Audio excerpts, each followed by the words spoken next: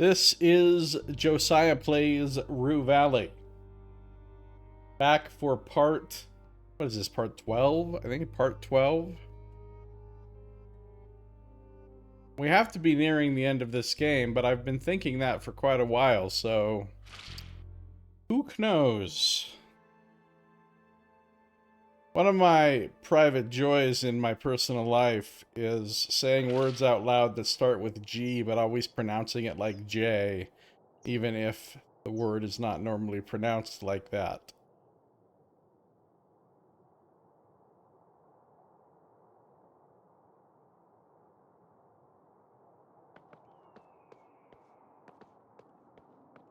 How many hours in are we? A lot. Well, a lot for this kind of game.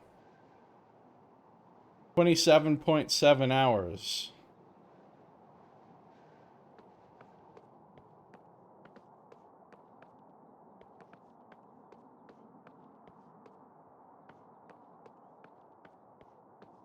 It is a relative lot. It's a lot for this genre of game.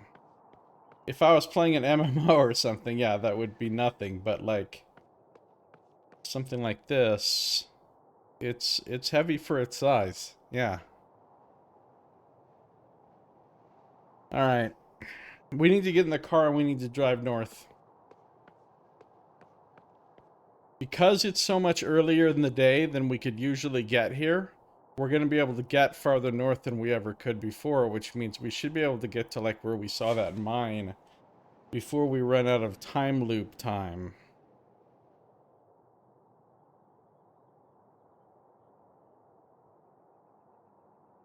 Oh, I don't expect it to be wrapped up satisfactorily, really. If the ending doesn't disappoint me, I will be incredibly surprised. Definitely at play.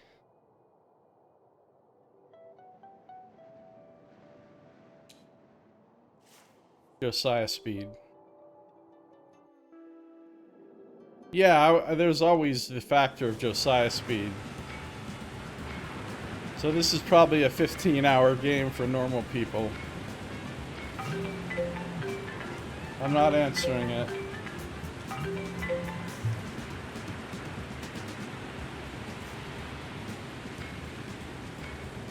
Do. Is it supposed to be raining?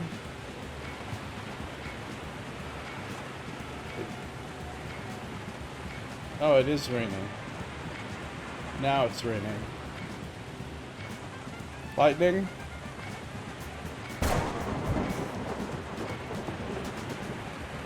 I have 7 minutes left when I get to wherever we're going.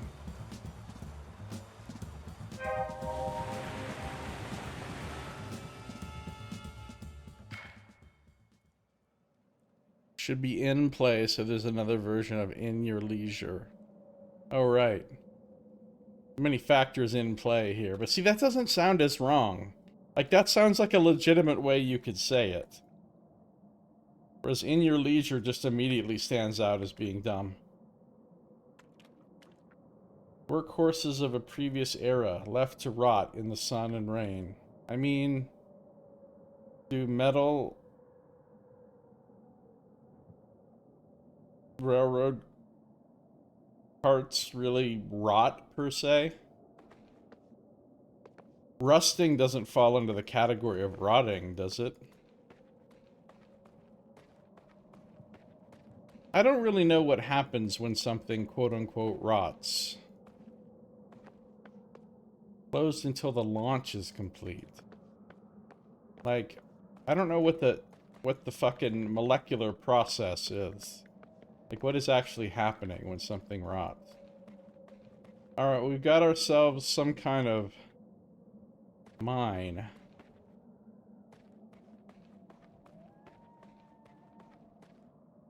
An express elevator to the center of the earth. Out of order until further notice. To the center of the earth. Wow. Oh, it's a Choral Destiny vault. Suddenly we're in Fallout. We got this guy. He's got crutches.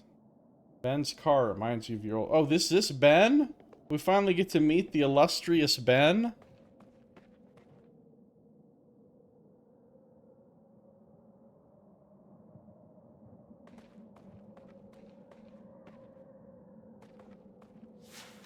As far as I understand it, rotting is a thing that happens to biological material and nothing else. But what do I know? The answer is very little. The plaque looks professionally crafted, made from costly materials. Silver and gold woven together, or at least it looks like silver and gold. The engraving reads, October 3rd, 1984, the day we struck gold. Apex Ore Incorporated. Apex Ore is gone, gold's gone, but the plaque still remains. Guess it wasn't worth taking with them. So much for the importance of that historic date.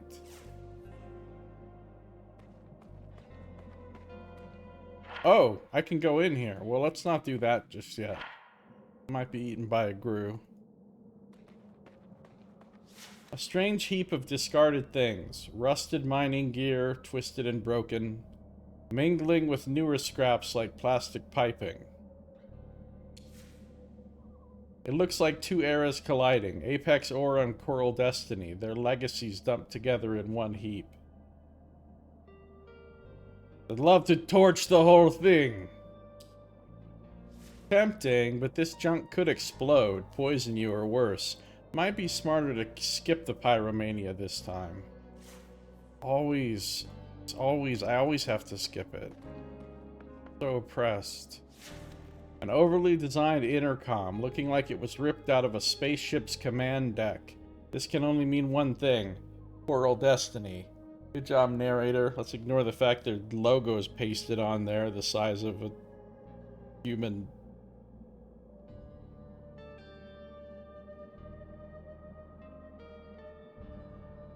Person. I don't... Press the touch screen. Yes? What the hell is this? As the video feed switches to the face of a seemingly young woman. Uh-oh. That's sus. Why did the narrator have to say seemingly? That means something... This is some sort of face snatching monster. You feel a prickling sensation at the back of your skull. Is there any chance I can come in, snoop around a bit, see what's what? That's not exactly in accordance with Coral Destiny's security protocols. But I don't see why not. What? Through Coral Destiny's protocols. What? They just let me in? Pathfinder, Rue Valley was playing hard to get what you got everywhere. I don't even want to come in here yet. I thought you'd say no. Completely unprepared for what happens when you say yes. I gotta talk to Ben, man. How you been? Super high security. What's going on here? I'm in a time, no shit. Okay. Mind map.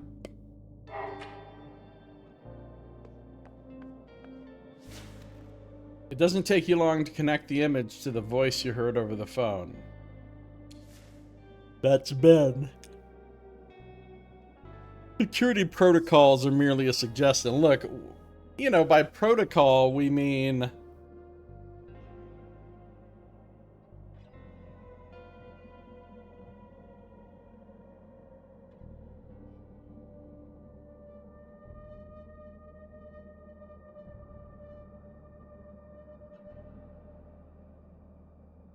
Ben, you and Riley were close. It's important we talk about her.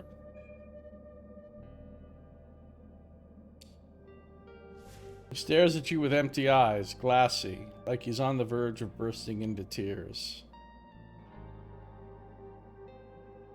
Riley! Wave your hand in front of his face. I forgot, why do I even want to talk about Riley? Oh, we think she knows... something about something. I don't remember. Your efforts only lead to one thing: tears. He starts sobbing like he's been trying to hold back the flood. It's like when I start playing a game, a certain portion of my brain is allocated to remember facts about the game, and it does a really good job.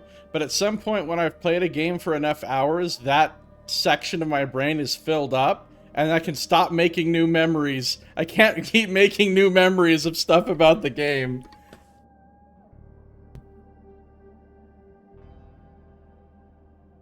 Like, sorry. The storage area allocated to Rue Valley is full.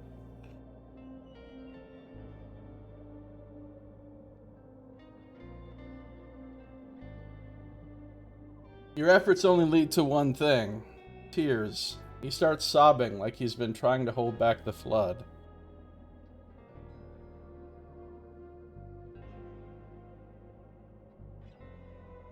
Maybe waving your hands in front of his eyes will do it.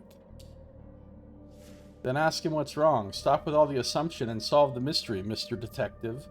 What's wrong? Why are you crying? Was it because I mentioned Riley? Riley, yeah. I saw her recently. Okay. He lets out sounds like something between a laugh and a groan. I don't know what that would sound like. It'd be really weird. We talked like we hadn't in so long. It really moved me.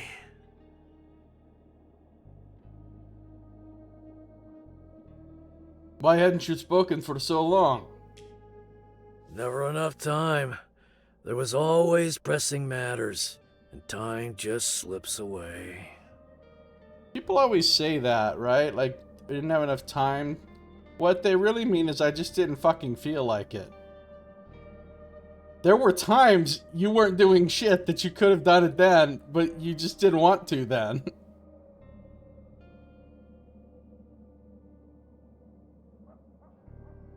Like, how about right now? You're literally just leaning against the car smoking a cigarette.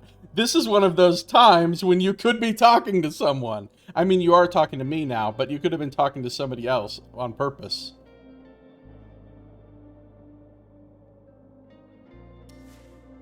The question stirs him again. He cries a bit, then settles down, like he remembered something.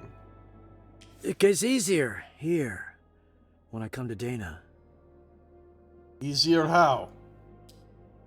She offers me a hand of salvation, makes my life better, or less dark. Okay, I don't know who you're talking about.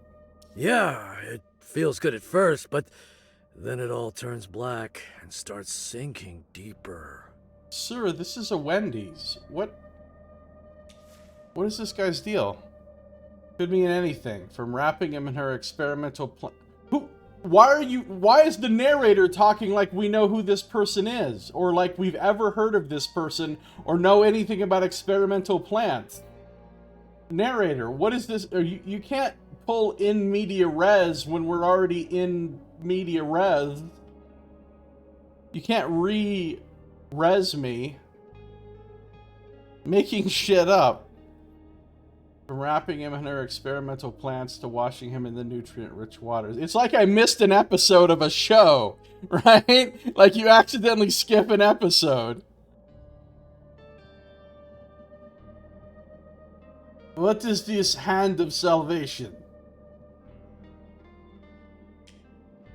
Yeah, exactly that. Ben, I'm about to punch you in the stomach, bro, because you're pissing me off.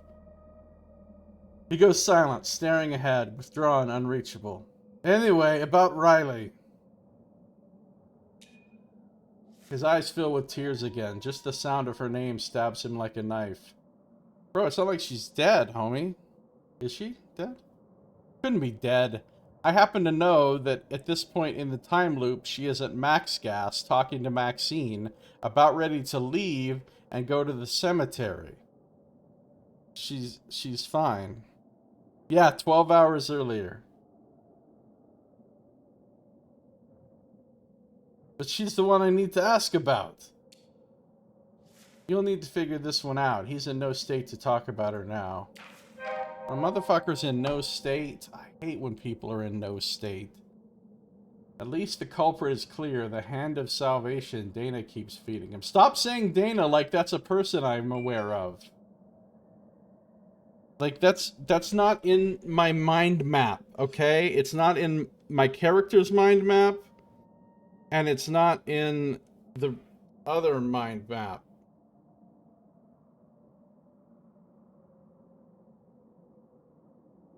Hold on. Answering an important text here. Alright.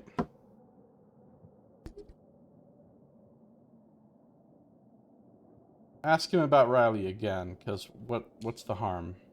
There's no point talking to him about that, or anything really, while he's in this state of mind.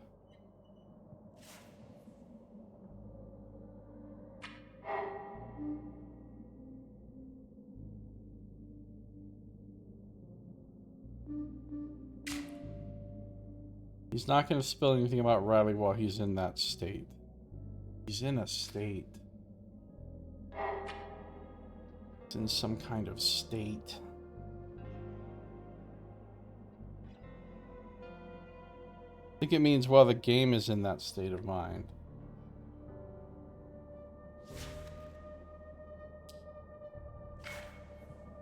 Alright, well, I forgot what I was even trying to do. What was I? Why did I even want to talk about Riley? Oh, Ben is like a father to her. I forgot that.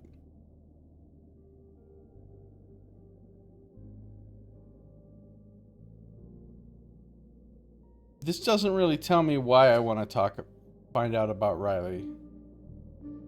I already know that she heard them. Oh, I wanted to ask her about the context of her hearing the message from Judy, I guess. And if she knew anything else about that situation, I guess.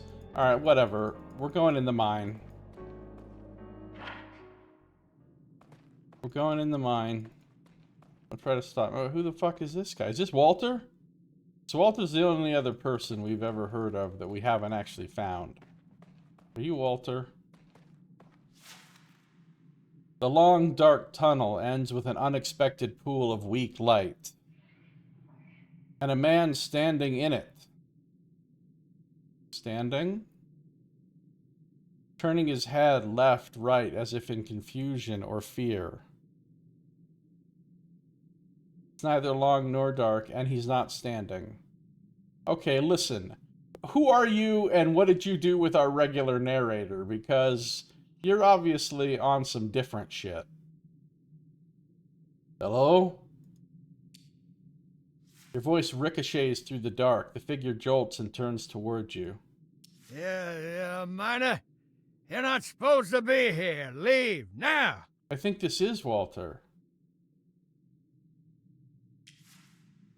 As your eyes adjust, his outline settles into detail. An old man, truly old. Sparse gray hairs stand like brittle antennae over a face scored by years.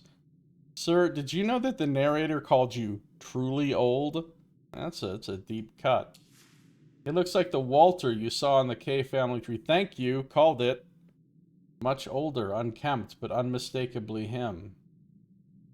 Walter, I know how you leave the house, through the secret passage. Suspicion sharpens his watery gaze. He shakes his head and looks you over, toe to crown. Yeah, I know you. Were you part of the 4 Children movement? Too many people, I couldn't remember them all. No, your movement was stupid and I wasn't part of it, nor would I be. Nah, that's not it. Working with my grandpops then. Nah, you're too young. Never mind. Don't know what you're talking about. Christ. He seems safe enough, but a feeling gnaws at you. Something isn't right here. Walter, what are you doing here? He half turns as if your question finally catches up with him. First, you tell me. You support Bill Thatcher? No. Fuck that guy. That's a good boy. You might be an outsider, but your heart's in the right place. But he still beat you, so even if I didn't support him, he beat you. He picks or props him up, and there's nothing I could do. Except I'm not without teeth. A lesson? What? Why am I saying a lesson? Why would I say that? Nothing in here is about a lesson. What's going on with this game? Glitch patch.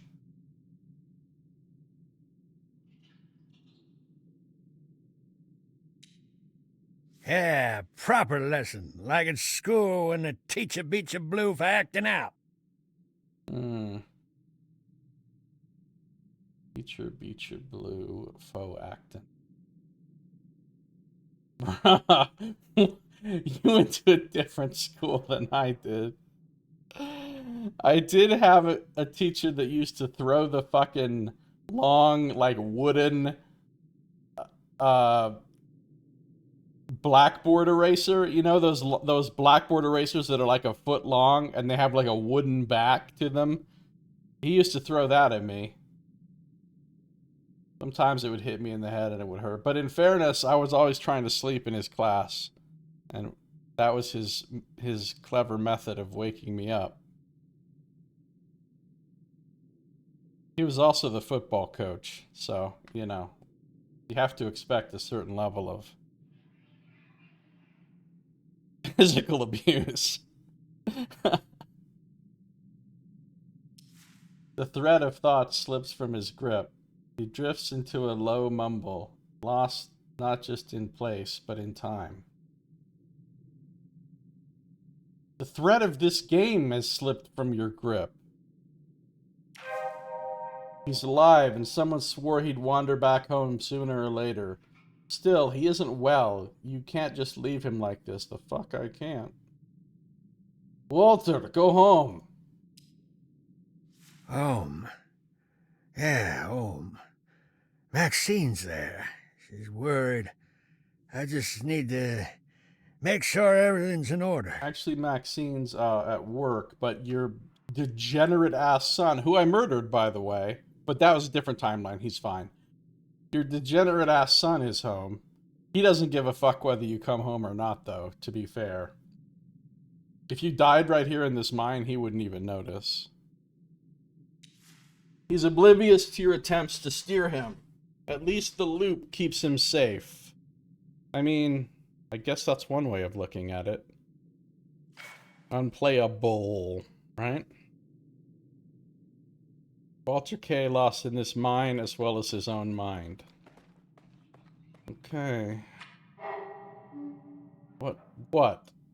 Where's Walter? Found him. Nothing you can do for him now. Of course, doing anything for him would be...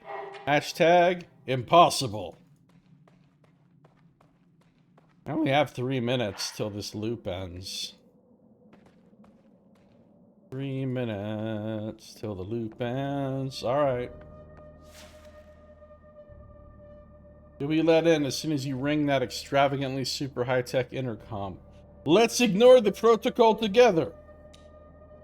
Always for breaking some rules. Screw Coral Destiny's protocols. I'm assuming this is Dana? Doing something in here with plants?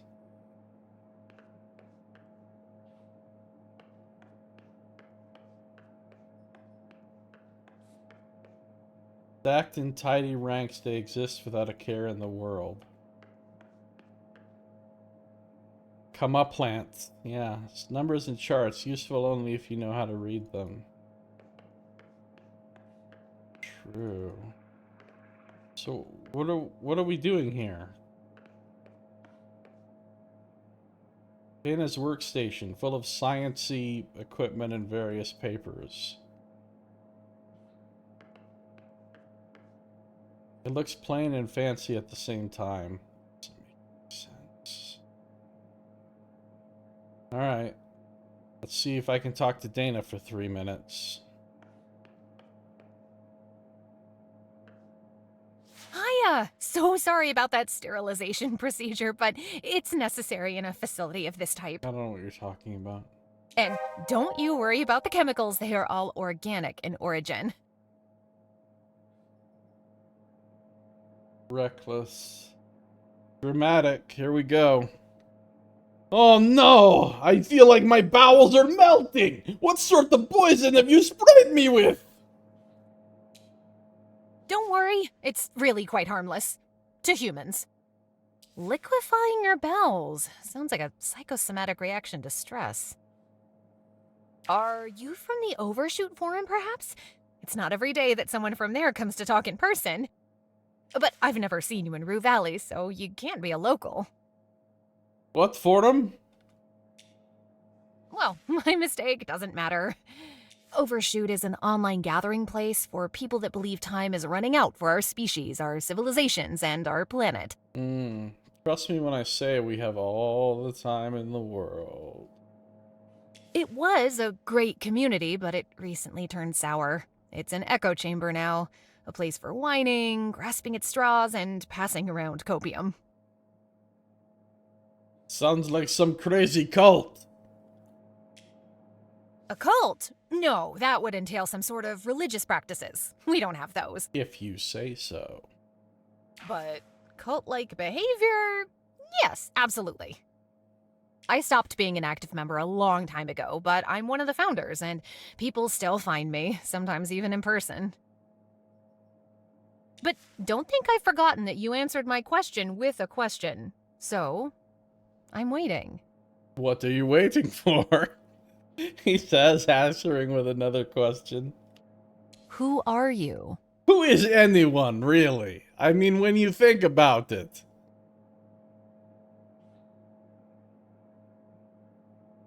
Eugene Harrow. Extend your hand. She takes your hand and her skin is soft and warm against yours. It's the hand of salvation. Welcome, Eugene. I'm Dana Peters. Oh, yeah. Now I know who you are. So, what can I do for you? Okay, why was the sterilization process necessary? You're among the rare few who have asked me that question. People usually accept it as a necessary protocol without trying to delve deeper. Most of the species here are hybrids of my own creation. Because of that, they are vulnerable to all pathogens. So, without immunity of their own, I have to provide it for them. Why not simply design pathogen-resistant plants? Just do science. If it was only that simple! To do that, I would have to expose the plants to dozens, hundreds of pathogens, cultivate the strains that show the most promise. Just do it. My long-term goal is to increase their resistances. However, in everything I do, I have to calculate the cost. Not in terms of money, but in terms of time.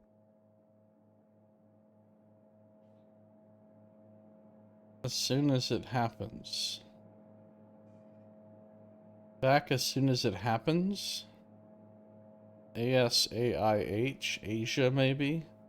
See you, Asia? Are you trying to coin a new term? Because...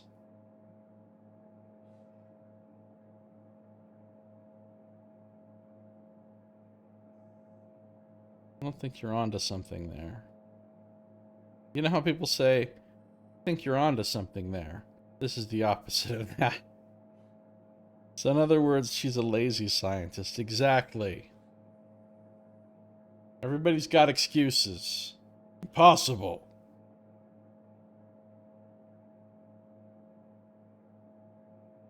Okay, terms of time, yeah. My current generation, Gen H, is the best that I could do with the resources I have. The plants around here look strange.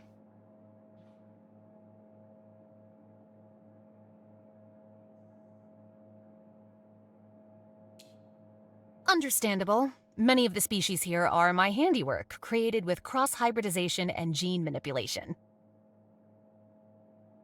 This facility is my laboratory, testing grounds to discern what will work, what could work, and what will be a disaster. And since Martian conditions are impossible, the plants must be impossible too. Impossible. Oh, you're making plants for Mars. Are you the boss here? Now I am. Of course, it took me quite some time to iron out all the disagreements with my CEO, then persuade her I don't need her ideas, let alone her hands-on management. What was the disagreement about? It's still there. We just opt not to discuss it anymore. Isabel wants self-sufficiency as soon as possible, so the colony can become profitable quickly. Right. I understand that. Establishing a base on Mars costs unthinkable amounts of money, and Coral Destiny is just a corporation. It must hunt for profit. Just a poor little corporation doing its best in this cruel world. But it's all foolishness, if you ask me. That colony must become a seed vault for our species, and you need long-term planning for that. What is this place exactly? Officially, Coral Destiny Research Facility number 8, but everyone knows it as the hydroponics farm, or just the farm.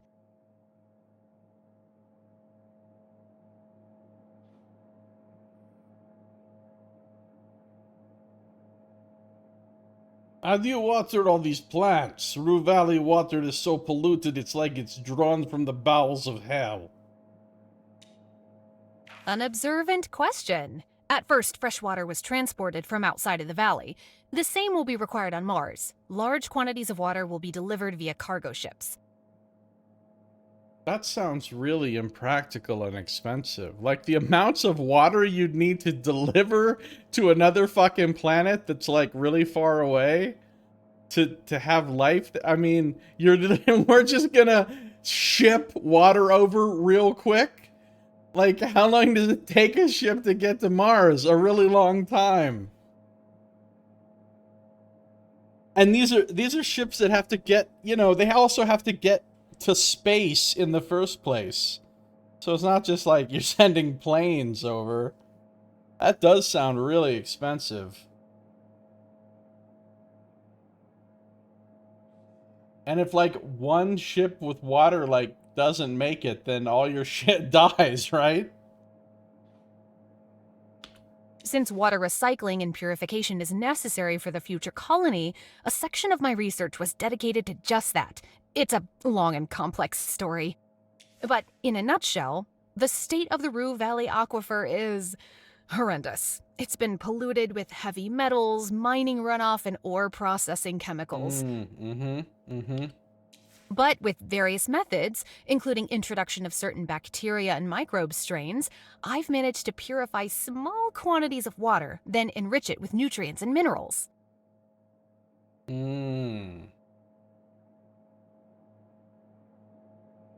Why will the Mars colony need to recycle and purify water? It's simple. Needs will be tremendous. Consumption, food production, or recycling, and quantities are extremely limited. The colony can't simply subside on shipments from Earth. Makes sense. Eventually, when the infrastructure is established, the colony will be able to draw water from subsurface ice. Even that source will need to be refined for consumption. But to achieve true autarky, multiple sources will be required.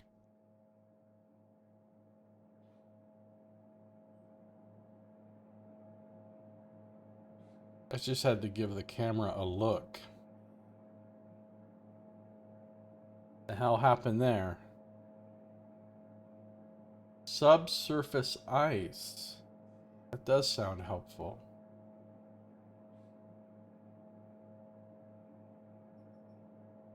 One such source will be recycled and purified wastewater, communal and industrial alike, waste want whatnot. But why water? Mars has plenty of soil. Most of which is completely ill-suited to growing plants. It contains no organic matter, lacks essential nutrients such as nitrogen, and, critically, it's full of toxic percolates. Ah, I hate toxic percolates. Those are the worst.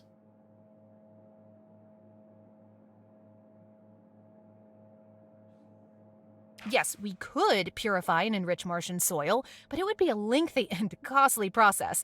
Water is much easier to manipulate. But isn't Coral Destiny a space exploration company? What does all this greenery have to do with rockets or space? You are right, but up to a point. Rockets and space are only a means to an end. Coral Destiny's real aim is to establish a self-sufficient colony on Mars. Such autarky is impossible without food and medicine. That's my job. And this facility and all these plants, my life's work. That's it. Thanks. Most welcome. It's always a pleasure to talk to a member of our pre-extinct species. I have some work to do now. Feel free to explore the lab, just don't touch the plants. Feel free to explore the lab? Listen, at no place I've ever worked in my life, if a rando from the street just walked in, would I say to them, feel free to explore the office, or feel free to explore the shop, or feel free to explore whatever. Like, what? What the fuck?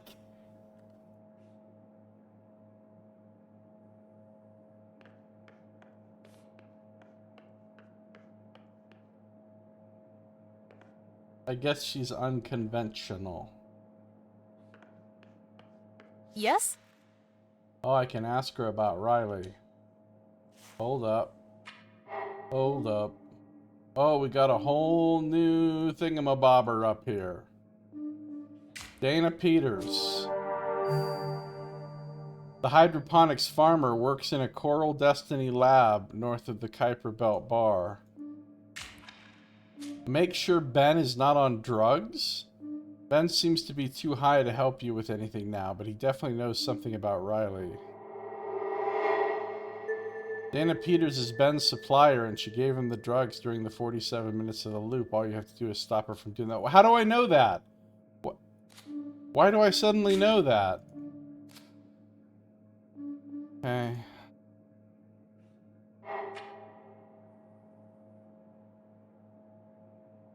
Yes? Can you tell me anything about your co-worker, Riley Anderson? As of a couple of days ago, ex-coworker, mind you. I never collaborated with her professionally as my work is independent of most of the company.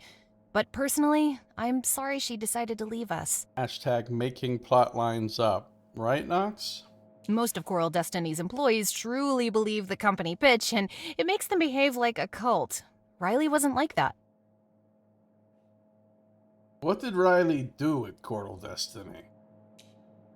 She trained to be a colonist, which means everything. Kidding. But not really. Every future Martian needs to be a jack of all trades, capable of filling almost any role temporarily or permanently. Every irreplaceable individual is a danger to the colony. That makes sense. Which means that Riley went through a variety of training courses, from comms to advanced first aid to mech engineering and robotics, basic hydroponics. Oh, right, simple shit. Cleaning space toilets, was that part of the curriculum? So the only time she could have heard a message from space was during comms training? Yes? It's possible even afterwards. Every future colonist is on rotational duty in Star Command's comms center. Rotational duty. But who do you think Riley heard? Aliens? It's weird that they make them go into the comm center and stand there and just turn around in place, like you used to do when you were a kid. You spin around and then you get all dizzy and shit. It's called rotational duty.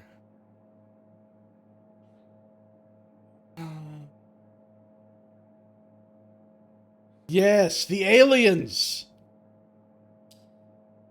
Then she heard only deathly silence, since this planet of ours is the only space rock capable of supporting life. Or should I say, still capable. You don't know that. Rotational duty, says Knox. Do you know anything about her past here in Rue Valley? I know little. she had a tragic life. Her father died before she was even born. Her mother died in an accident when Riley was 12 years old. Hmm. That would break most people, but not Riley. Tough as titanium nails, that one. Did they make nails out of titanium? What remained of her family contributed to keeping her sane, surely. Frank, an older brother, and the people that practically adopted both of them and gave them a home, the Flemings, Benjamin especially, he was like the dad Riley never had. Yeah, drugged out Ben and Frank, her absolute psychopath of a brother. The Flemings are the people who own the Rue Valley Motel, you know? Oh yeah, I'm familiar. All that explains why Riley is wreaking havoc on the motel's vending machine.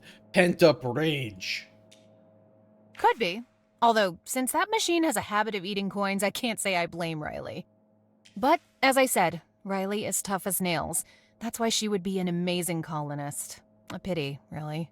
That's it. Thanks very much. No, thank you. I don't have many chances to gossip with somebody who doesn't know everybody else around here. Listen, whatever you're giving Ben, it's not helping. Quite the opposite, it's hurting him. What nonsense is this? He's never complained about any side effects. I'm telling you, it's devastating him emotionally.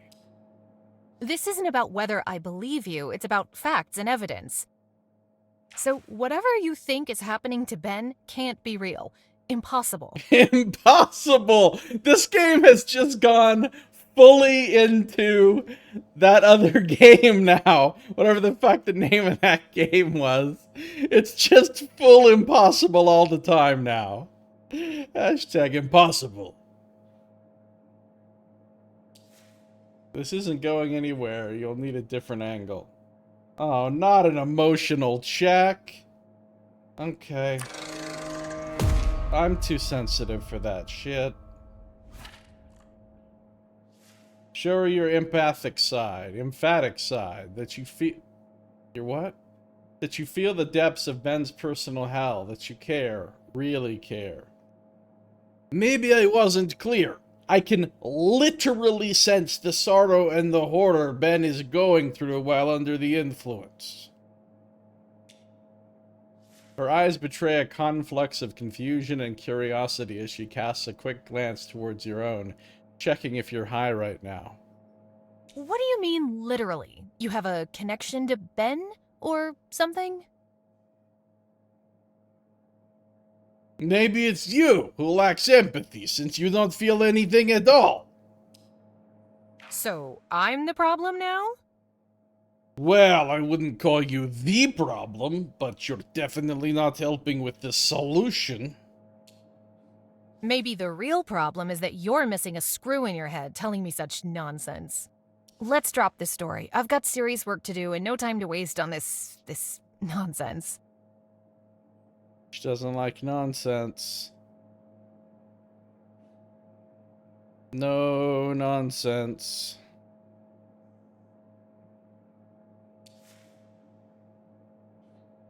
Your words don't matter. She simply can't feel what you feel. So you'll have to try something else entirely. Maybe I can find something about her that will break this non-emphatic cocoon of hers. Whatever you do, she needs to take you seriously, not as an emphatic clown. Don't you mean empathetic? Oh no. Boom, whoosh. Maybe being in this bunker will protect me from the... okay. We got us a time loop.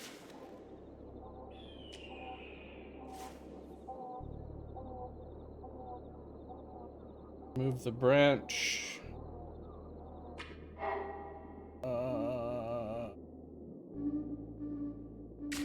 She won't budge. You'll have to use your time loop skills and dig up some dirt about either her or Ben. Something that will trigger an emotional reaction. Something that you can use. Right. Or I could just go there and physically stop her from giving the thing to him. But can I even get there in time?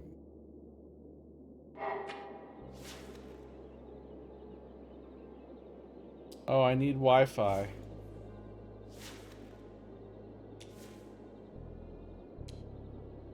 I need Wi-Fi.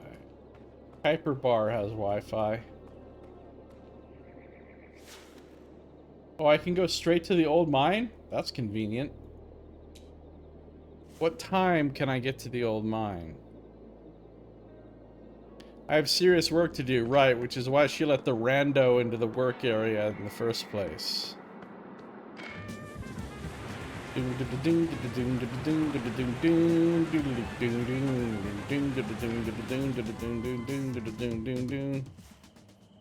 Okay, I don't get here until 8:44. Dude has already received his drugs.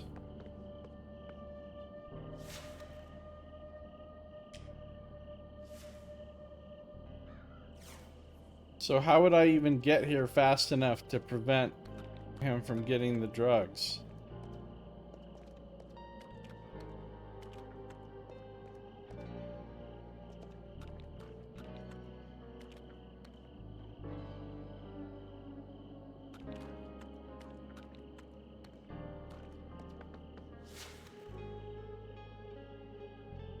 I would like to come in, please.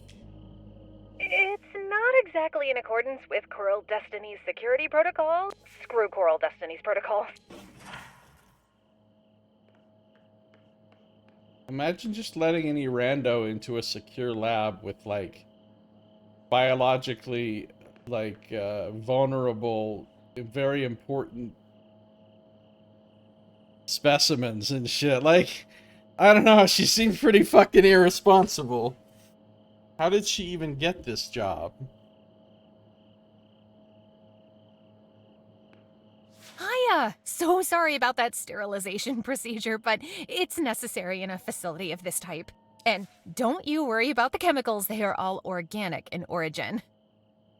Did you know that Ben's Motel will be acquired by the bank?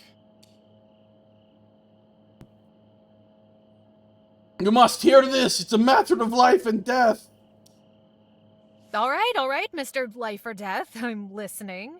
Listen, Ben, I mean Mr. Fleming. He's about to lose the motel. But how? With all those Coral Destiny tours, the place should be doing just fine. He hasn't been paying the loan installments for some time now. Like he lost control. Like he's using. Again. What you describe sounds more like Ben himself than something caused by a substance. He has always been irresponsible ever since I met him. And when Anita left, things only went further downhill. She used to take care of all the day-to-day matters. Talk about the fucking pot calling the kettle black. Oh, he's irresponsible, huh? Robin took on as much as she could, but she's still young, inexperienced. A child, so to speak. So, if what you're saying is true, it's not about any substance. It's about Ben and the kind of person he is. Still, this is only your first attempt. Persistence might still pay off. You have Wi-Fi here?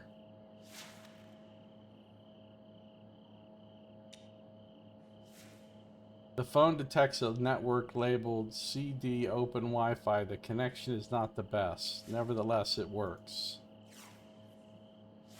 Let's see what the internet has to say about Dana Peters.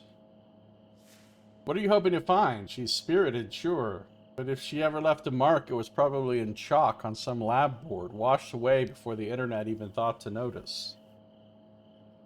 Just curious, you never know with people. Ever heard the tale of the inquisitive feline? No? Lucky for you, Dana vibes like a certified cat lady. Who are we gonna search for first? Dana Peters Overshoot Forum. It's a hit. You've landed on the About Us page of a niche and somewhat underdesigned educational hub. The sticky sidebar widget says it all. The forum's taken over, burying the site under its own rabid noise on all things environmental. The founders are listed below, and Dana's there, labeled only as activist. No picture though, but her name is hyperlinked. Click on the name. It takes you right to her profile and activity log. Danager _ Peters 84. However, hasn't been active for more than 5 years. Just below it, you see a number of posts and threads where she's mentioned, but a single one in all caps, "Sell out," piques your interest. Well, now that I'm here. The thread reads like a feeding frenzy. Snide jokes, bitter jabs, and harsh accusations. The Dana jumped ship to cozy up with the very enemies they've long railed against. Post after post calls her a traitor to the cause, accusing her of cashing in her credibility for prestige and Coral Destiny's paycheck. And Dana? She's in there swinging, firing back with mile-long posts, piling on reply after reply about how she's out there getting off her ass doing the real work instead of sniping behind keyboards.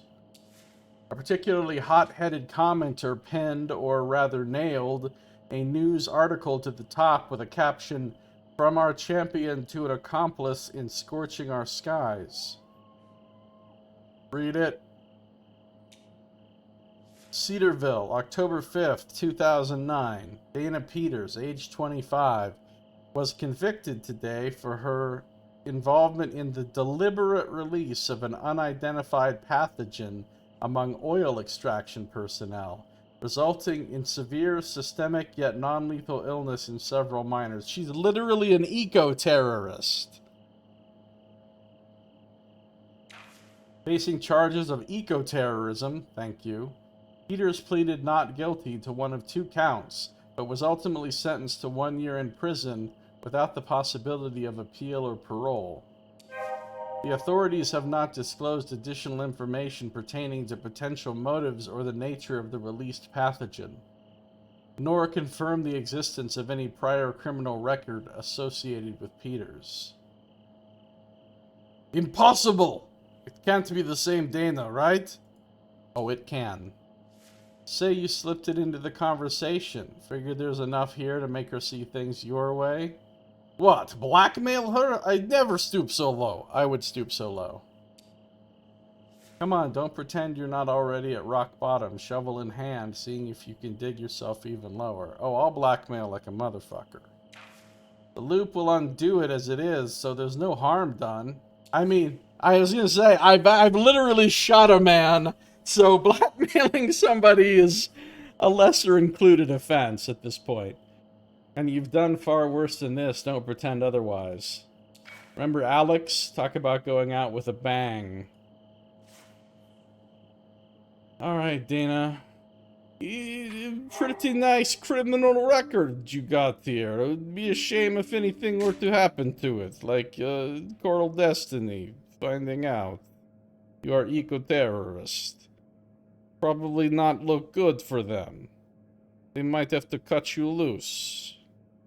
If you know what I mean. I mean fire you.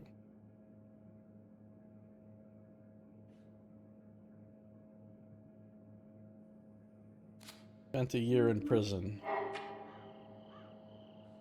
Yes? Blackmail her about her prison time. Best to do this next loop before she gets a chance to meet you. Then you can pretend to be someone of importance for the effect, not because you like it. Alright. Just end loop. Calling it Dana's workstation feels like a gross oversimplification, but the name works.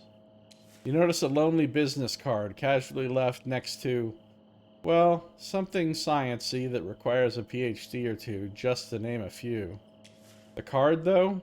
It's basically screaming, "Look at me," so shift your focus from all that other stuff and take a closer look. Reckless. Just grab the card and look at it. Like taking a candy from a free candy dispenser. Your eyes fall on Dr. Dana Peters, head of Food and Medicine Department, Coral Destiny. Underneath, a perfectly boring corporate-style email and phone number. Definitely not personal. You're almost disappointed. Somehow you cram this boring but oh so important information into your mind. And the loop ends. I don't understand how it benefits me to convince her not to give drugs to Ben at the very end of the loop.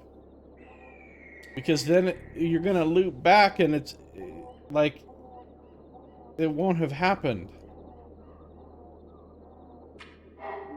This game is starting to not make sense. You got her phone number and her email address. Good for you. I mean, I guess.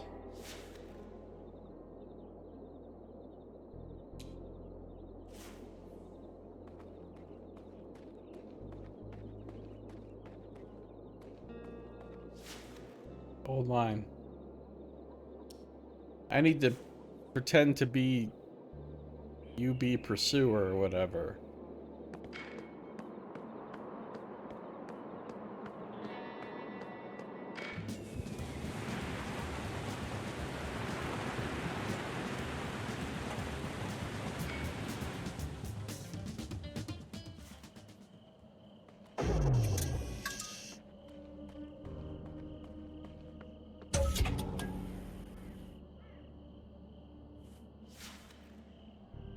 $8.44. Always for breaking some rules. Screw Coral Destiny's. Oh, you're for breaking more than a few rules. Why is it 8:44? Hiya! So sorry about that. And don't you worry about the chemicals. They are all organic in origin. J.J. Lawson, private investigator. Hello, Mr. Lawson? Or should I say, son of law? Sounds like an action hero's last name. I am the law! Please don't do that with your jaw. Grinding is bad for your teeth. My name is Dana Peters. How can I help you? Listen, I know who you were in your past life. Really? What was I? A plant? Hopefully something fruit-bearing. A terrorist. Oh, that again. I was hoping for something far more original and fun. And you're sharing this little revelation with me because... I want you to stop giving drugs to Ben. That won't happen. First, because it helps him. My remedy works. Remedy, huh? Second, my employers already know about my past. Nice try, though, but blackmail won't work with me. What I don't understand is, why you? What's your connection to Ben? I'm investigating something, that's why. An investigation that uses blackmail? Maybe you're in the wrong career. Either way, I've got work. Later. You can see yourself out. You tried using the loss of the motel against her. It didn't work. Now blackmailing failed too. Every attempt to sway Dana has fallen flat. She hardly flinched when you pressed her about her criminal past, just as she barely blinked when you told her Ben was losing the motel. It seems that you are stuck. Fucked is what I am! How about, for once, you don't make this about yourself? Instead of digging up old secrets, maybe focus on what is already happening. Ben is falling apart from that crap she's feeding him, like a corpse packed with maggots, dropped from the sky to burst open on the dirt below. Maybe you should show her. Let her see what this shit really does to him, instead of the happiness she thinks she's providing. I could make her come outside when it happens. You could, but it won't help. What you need is for her to see what she's doing to him before she hands him the goods. But how? I could try convincing her over the phone. You're nobody to her. She won't believe a stranger without proof. Maybe calling the cops will make her stop doing it. What if I call her and I say hi? Here's the deal. There's a guy going around. He's called the, scientist killer.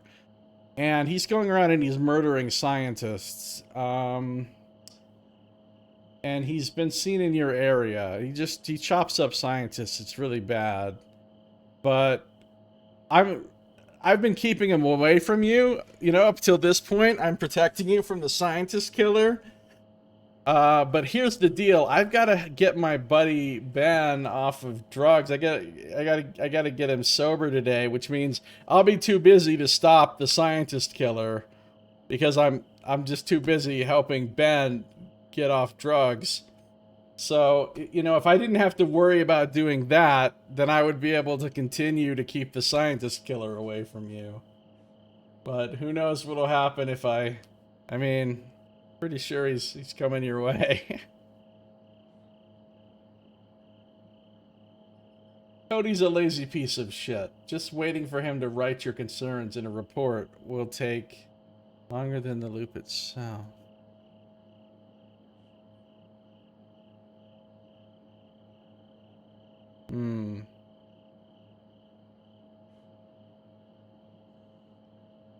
Waiting for him to write your concerns in a report will take longer than the loop itself.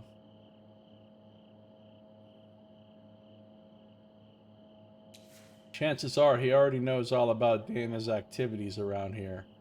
I won't lift his ass out of the chair to stop them. I'm out of ideas. The only way is for Dana to witness Ben's descent into the pit of sadness before it happens in the loop.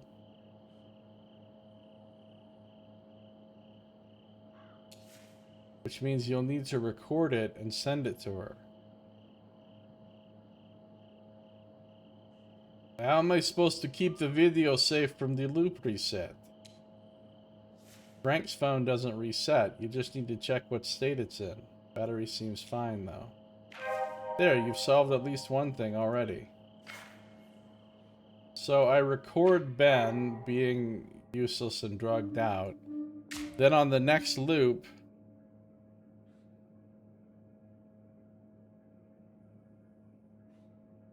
what do you mean enough free space?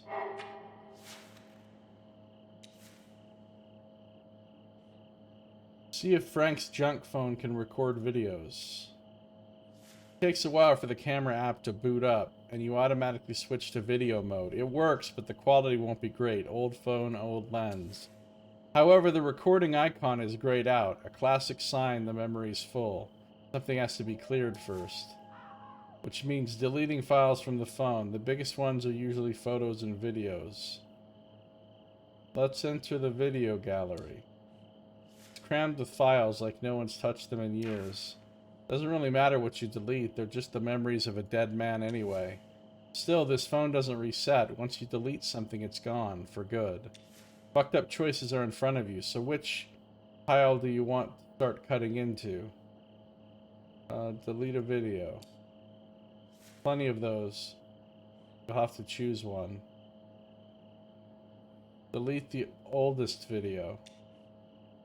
The recording is from September 2019. The thumbnail shows Riley sitting at a table looking straight at the camera. Finally, a familiar, friendly face. Frank, what are you doing? Are you filming me? Just figuring out what this thing can do. Relax, will you? He fumbles with the zoom, clumsy in and out until Riley's forehead fills the frame. Cut it out and let me tell you about Judy. You've got a date tomorrow. Don't screw it up. Me? Screw it up? I'm the most charming mechanic on this planet, and I hope you put in a good word for me like a sister should. The camera drifts down to the tip of her nose. Of course I did. Now seriously, leave it alone. She's a good friend of mine, and I'd hate to see it fall apart. Come on, you're no fun. Alright, tell me everything I need to know. The clip ends, an interaction between Riley and Frank, one you never imagined they were capable of. Or maybe more striking, how easily they spoke about each other. Something must have torn them apart, but what? Two young people, carefree, looking out for each other. And now, just shadows. Goodbye, Frank. Goodbye, Riley.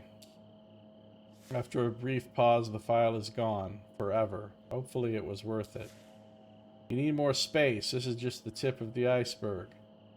Delete some photos. There's a mountain of them. Which pile of memories do you think deserves the axe first? Reckless. Delete all photos. You tap the options button, then delete all photos. The system warns you that the operation is irreversible. Burn it all!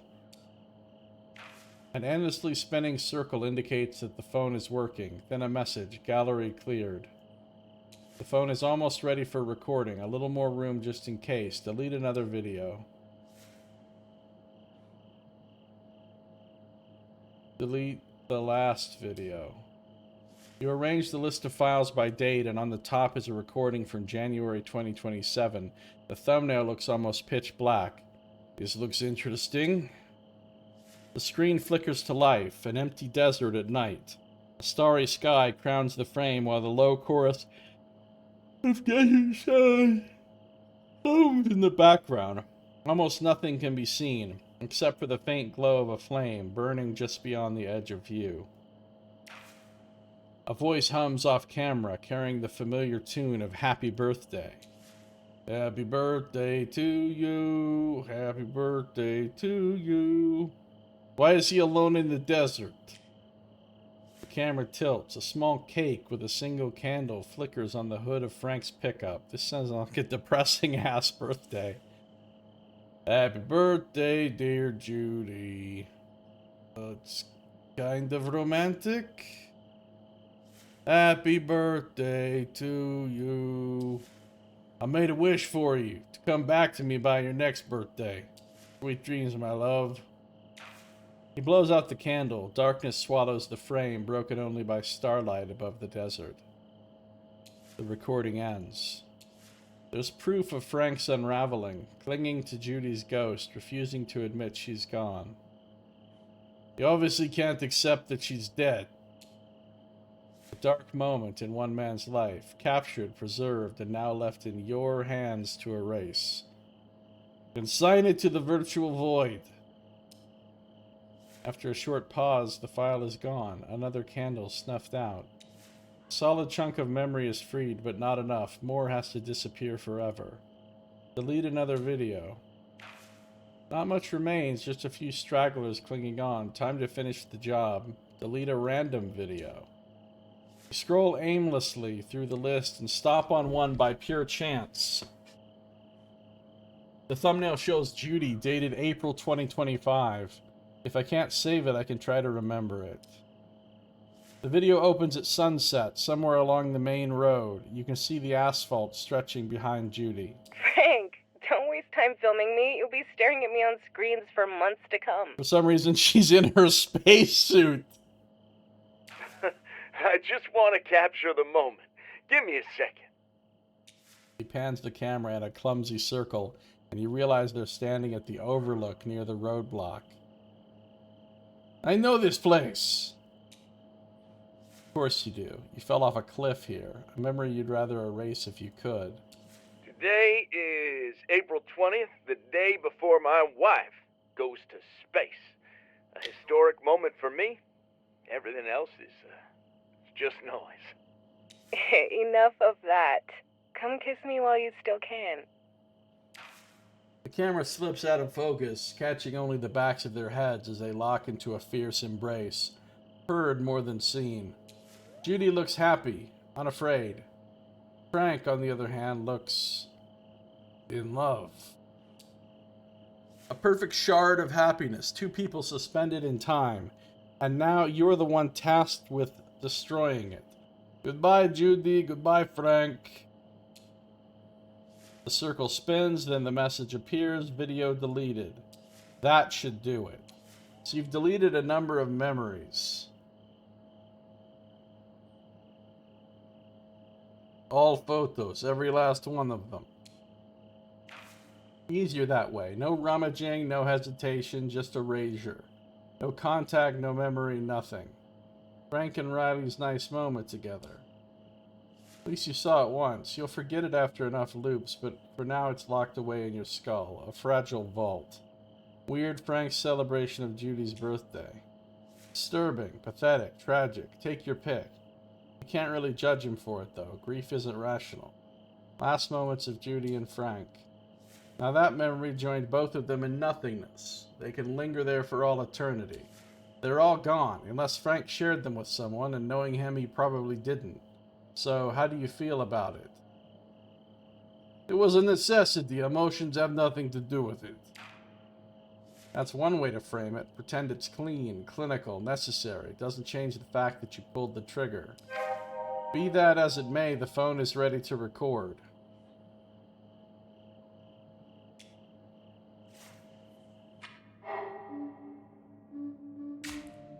Frank's phone is ready. Lights, camera, action. Lights, camera, action. Nothing and less of interest on Dana's thing. Okay. I don't know if I even have time.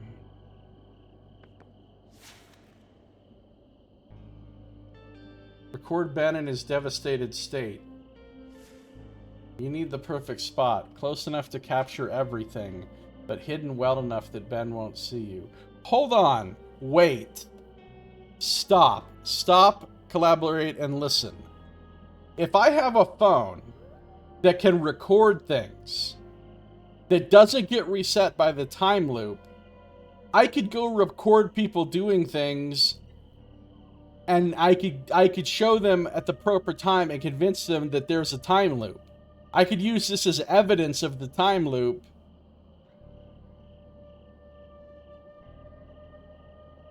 I don't know what convincing somebody I'm in a time loop would exactly do for me, but I could do it.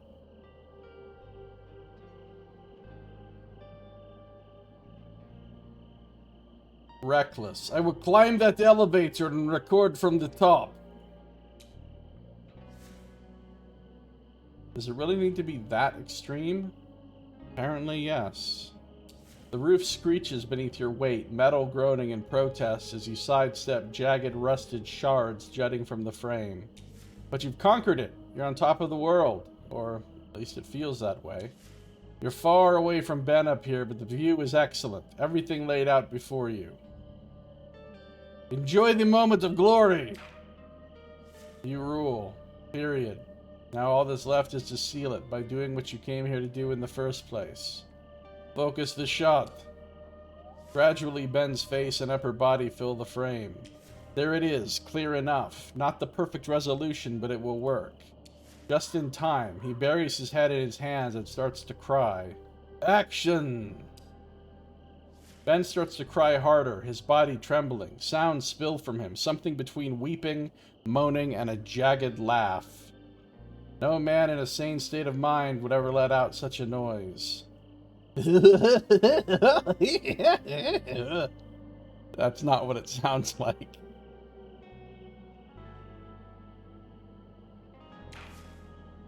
His misery bursts like a broken dam, black waters of pain and fear flooding the ground around him.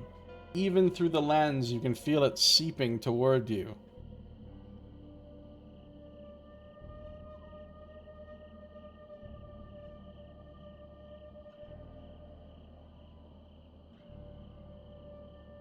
Weird.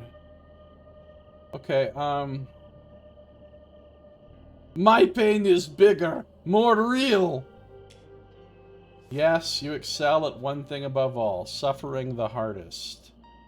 He pauses for a moment, drawing in a deep breath and holding it, almost as if he's wrestled the storm back under control. But then it breaks through again. Sobbing returns, his head shaking, body trembling. Perhaps something set him off and he simply couldn't bear the weight anymore. He just snapped.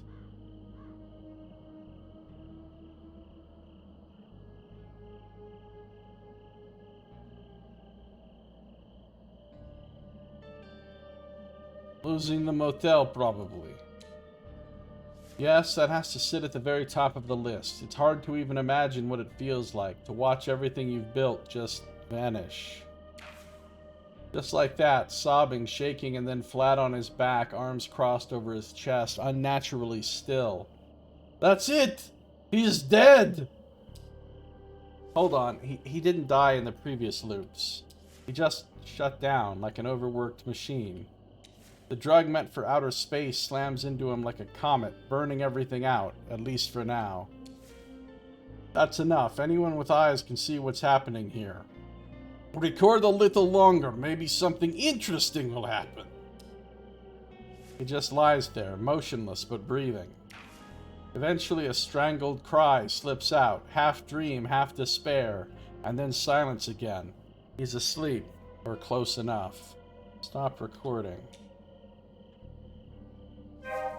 When the time is right and you have the Wi-Fi, you can send it to Dana. And that's the end of the loop.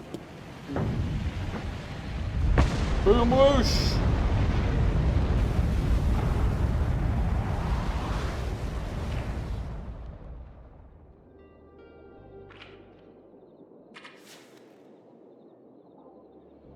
Move the branch and leave the car. We're doing some porridge.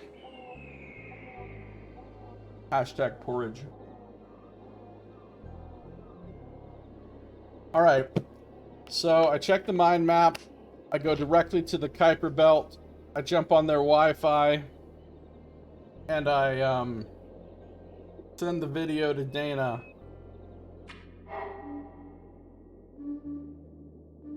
You got the video, you got the email, now all you have to do is press that send button, but don't forget to do it before she gives the drugs to Ben. Well, I don't even know when she gives the drugs to Ben, but I'll do it as early as I can.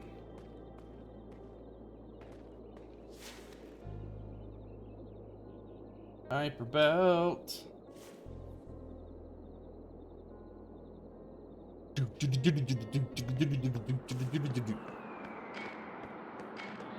Walking along, walking along, walking along, yeah, I'm walking along.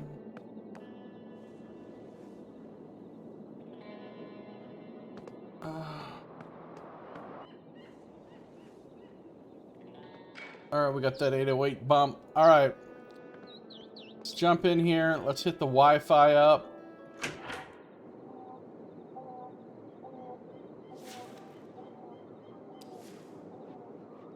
Email Ben's video to Dana. You open Frank's email account and start a new message. As you type her address, it autofills, already saved in his contacts. Maybe Frank was also a customer of Dana's products. He didn't strike you as the type. Then again, Rue Valley is full of surprises. Yeah, he seemed more like a cocaine guy. Attach the file to the email. You tap the paperclip icon in the corner and select the video. A moment later, the file sits there, loaded, ready for send-off. The cursor blinks in the subject line, waiting. You won't believe what's happening here. Check the video. Most dramatic title. Clickbait is in your bones. Those years of headline crafting left their mark. Reflex more than choice. Maybe add a short message to the body?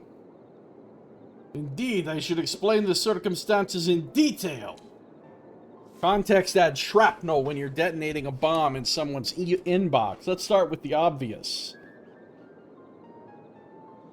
Hey, you. Yeah, you. Trying out something new, are we? Bold experiment. Good luck with that. In the attachment, you'll find a video I believe is imperative for you to see. It shows the direct outcome of using your product. Good. Don't explain what's in the video. Let her see it herself. Draw her own conclusions. I hope you'll act on this information responsibly. But she's so irresponsible. Why would she be responsible? Nice, clean, professional. All that's left now is the signature. A concerned friend. It's gone, for better or worse. The phone pings. Probably Dana's reply. That was fast. Read the answer. Hello, Frank. glad to see your sense of humor is still alive and kicking. Unfortunately, it's the only funny thing about this email. I had no idea about this effect. He never said a word. He always claimed everything was fine. I'll definitely have a talk with him as soon as he shows up. Thanks again. I'd hate to see him suffer, let alone be part of the reason why. P.S. I understand your concern. I'll take care of this. Trust me. Now all that's left is to head to hydroponics and see what your actions have set in motion. Off to the farm, then!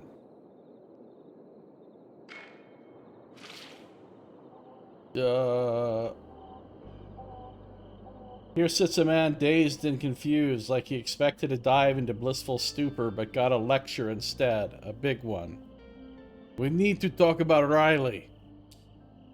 Riley? Yeah, sure, just, hold on a minute. Who are you exactly? Your gambit worked. He sounds and acts like a normal person now, not like a man with one foot hovering over an endless pit of sorrow. Which means it's improvisation time if you want him to open up and spill the proverbial beans. You be pursuer, Ministry of Public Happiness. I'm here on official government business. Nice to meet you, Mr. Pursuer. Tell me, Riley isn't in some kind of trouble, is she? That remains to be seen. I can't imagine why the government would be interested in talking to Riley. There's something in his look. Wariness mixed with curiosity and an unwilling respect. You are, after all, the government standing in front of him. This is part of a government review into Coral Destiny's employment procedures. Family members of employees such as Riley are included in our review. Right. As for Coral Destiny, she resigned a few days back, though I imagine you already knew that. Did Riley specify her reasons for leaving Coral Destiny? She didn't get into the details much, only that something's been bothering her for a long time, and now she's decided to cut off what's not working. Surely in your role, you probably knew this already. When did you last talk to her? A few days back, she showed up at the motel out of nowhere. No call or warning. I was glad to see her. Made us some coffee, poured us some numb night.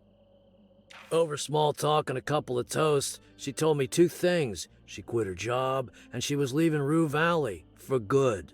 Two big shocks back to back. Where's she going? Oh, cheap viewers, awesome. There's a quiver in his tone, the sadness pushing through, though he forces himself to continue. There was also a third thing. That one shook me more than anything else. Stay silent. Now I gotta be nosy. You're killing me with the build-up. Spill the goodies. Your impatience unsettles him, like he's suddenly aware he's been narrating instead of just talking. She asked about her brother Frank, how he'd been and what he's doing. Little things like that. That's all? I was expecting more drama. But fine, I'll bite. Why is that such a big surprise? You see, Riley and Frank had a fight a while ago and haven't exactly been on speaking terms since. I never understood it. If anyone had been through hell and high water together, it was them. But the fight was so bitter, it drove them apart. So Riley never mentioned Frank for years. This is why I was so stunned. Anyway, it's family drama. I doubt it matters for your government review. Please continue. Every detail might matter. We spoke a bit about Frank, then she handed me money for him. A serious amount in case he should ever need it. You see the thought spark in his eyes. He hurries to clarify before you can ask. And no, I don't keep it on me. It's in a safe place. A bank, naturally. Naturally. She asked me to persuade Frank to seek help again. Dr. Fink, the therapist in my motel. He worked at Coral Destiny before going private. I know of him. The circumstances of his departure from Coral Destiny are dubious at best. I didn't realize the company and the people thought so badly of him. He looks like a good person to me. Riley was adamant. Frank has to talk about Judy's death. You know, that guiding light accident. That accident must have shaken all of you. Terribly. Frank was hit the hardest, but Riley too. Judy was a close friend. In any case, she said she would leave something of importance concerning Judy with Dr. Fink, but she didn't go into details. Whatever she gave him, Fink still holds it. You'll have to get it from him. Right now, it's the only lead you've got, making it the best lead. I just realized I'm swamping you with family stories. You don't even know everyone I'm talking about, and maybe none of this is relevant. Don't worry about it, but let me ask, why didn't she meet Frank herself? I think she was afraid of what would happen if she faced him, that another fight would break out. Riley probably wanted to make sure he'd get the money and that special something, especially since she's leaving Rue Valley for good.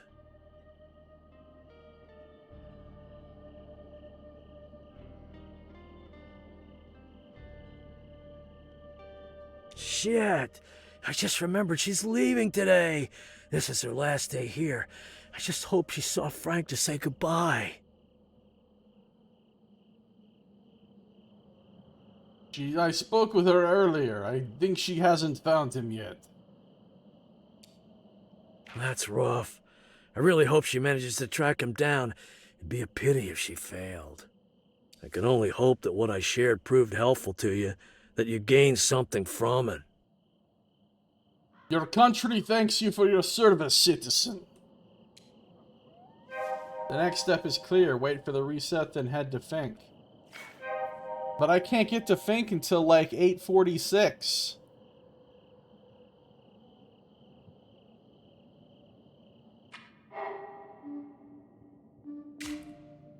Left something for Frank at Dr. Fink's.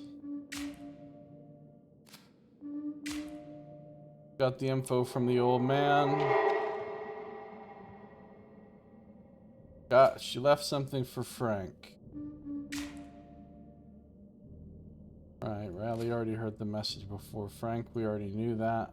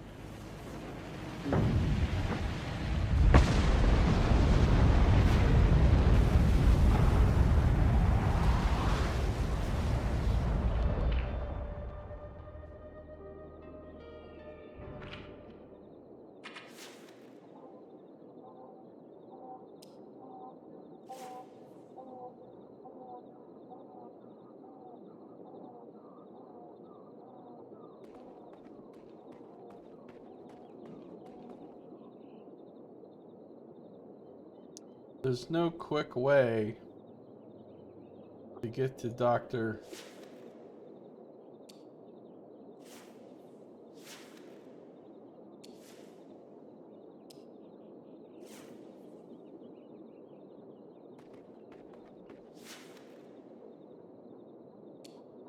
I get to Kuiper build at 8:08, but by the time I drive to the barricade and walk from the barricade to the motel, it's like 8:46 or something.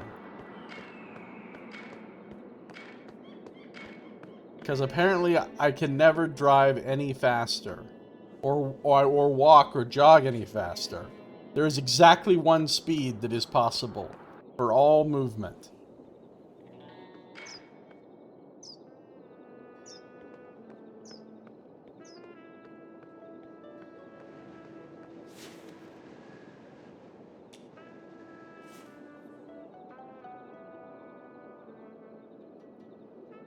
Going any faster would be impossible.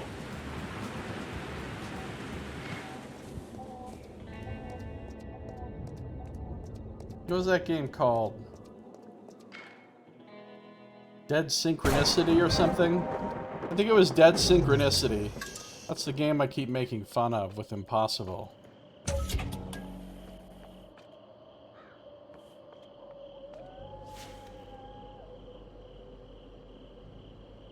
Dramatic.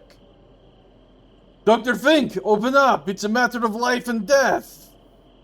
Pound the door with your fists. You hear the door of the bathroom opening in a muffled voice. What is going on? Mr. Hero, what in the Earth's name? What happened? It dawns on you. Ever since you began looping in Frank's pickup, you stopped appearing on Fink's couch. Which means that in his eyes, you vanish in front of him every loop. Now, standing here, you can see he has things to say. A lot of things, probably. Sorry, Doc. No time to chat. Riley left something with you for Frank. I need it, whatever it is. Riley? Frank? How do you even know about them? Are you friends? That would be a serious conflict of interest for our therapy. Time is running out. The horizon will soon be lit by a fiery sky, advancing like a tide of ruin that will consume everything. I don't have time to explain. Please, just give it to me. He studies you carefully, searching for the truth behind your request. You'll have to give him something. I know you mean well. You want the best for both Frank and Riley. He doesn't resist this truth, just continues to listen.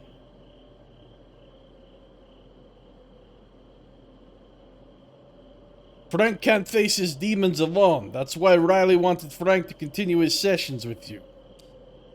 Yes. She did place her trust in me. Riley believed I could reach him. This time for real. She left me that thing. Said it might help me reach Frank. But also help me if the past still troubles me. Is that trouble called the Guiding Light mission? He closes his eyes for a second and takes a deep breath. Then continues, semblance of composure regained. This is a conveniently long minute. Yes. I made a grave error. And someone close to Frank and Riley paid the price. That's why I couldn't bring myself to listen to the things she left me. I wasn't ready to tear the scab from that wound. Time is almost gone. Give me whatever Riley left. I may find closure for Frank, for her, maybe even for all of us. Behind his eyes, you can sense a struggle, whether to trust you, a complete stranger, with the ending of his story, or clutch it tight and lose it forever. Your extended hand trembles, from exertion or expectation. Does it matter? The moment stretches on, endless, destined only to be broken by the burning horizon. Then he slips something from his pocket and presses it into your palm. Small, light. A ball-shaped USB stick. Thank you. I put my faith in you, Mr. Hero. Please, don't betray it. The northern sky begins to smolder, red and yellow bleeding into the horizon. You clutch the USB stick tight against your chest like it's a beating heart of its own. Your mind is a hive of questions. What's on the stick? How will you open it? What if it's protected by a password? But most important of all, what if it resets? A million buzzing thoughts swarm your skull. That you nearly forget. Fink is still there, glasses glowing, eyebrows like storm clouds. Both of you are silent, washed in burning light as the horizon swallows itself, each lost in his own thoughts and the world's end. Then he breaks it with a familiar yet inescapable question. Still with me, Mr. Hero? Yes, Doctor, until the end.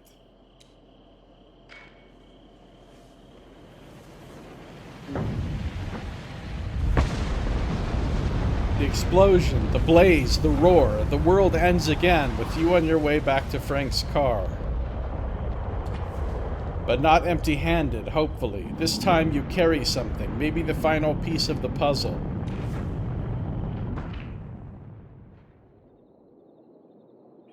Maybe the final piece. Quick, check your pockets. Is it still there?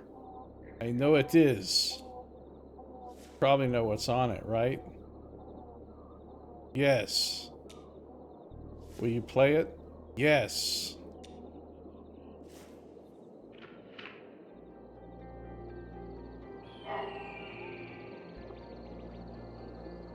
But the worst issue of all in my predicament is that I just can't be sure if anything else is damaged.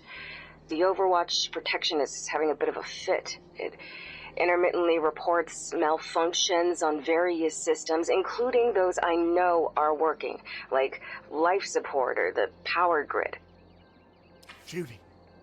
That's Judy. Stop fucking everything, buddy. That's Judy.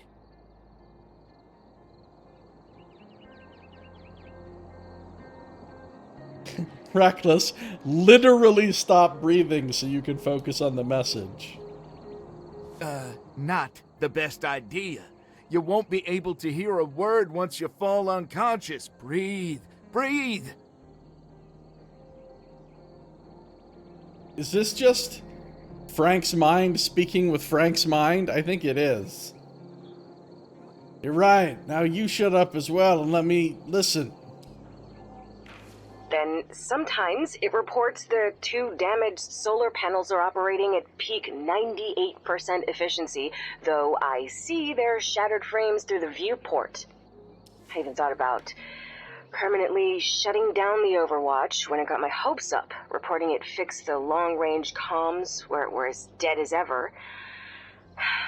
I'm not sure if this is a legacy problem with the fault protection system or the mainframe got damaged in the blast. Imagine if this idiotic machine did what it was supposed to and fixed the long-range comms. Imagine! I'd be talking to Judy right now.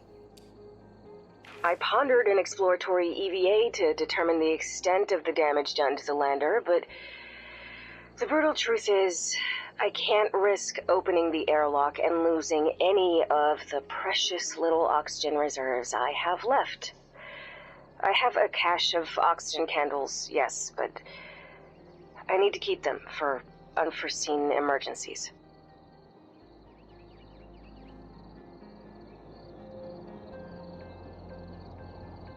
Oh, no, no, no. One close encounter with the Void is one far too many. My top priority right now is to find a sustainable way to generate oxygen. Water electrolysis, powered by my own urine, comes to mind, but I'll have to think of a way to extract clean and sterile water from it. This will take power. A lot of power. I'll end here, since I don't want to dip into my fuel reserves more than I will have to. Whatever it takes to survive, love. Whatever. That's what I did.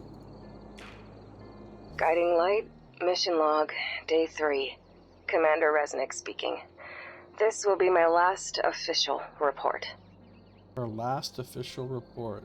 Uh-oh, somebody just got banned by the NATEM defense. What?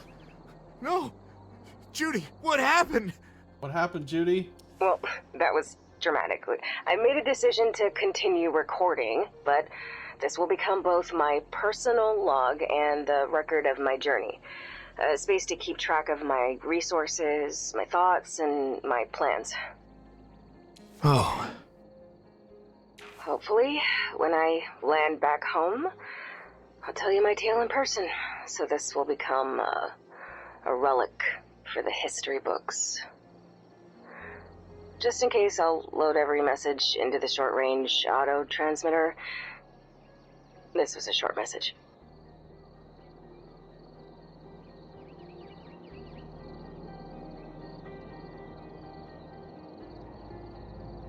No, not a relic. Your message and my efforts to save you will become an object of study for future generations.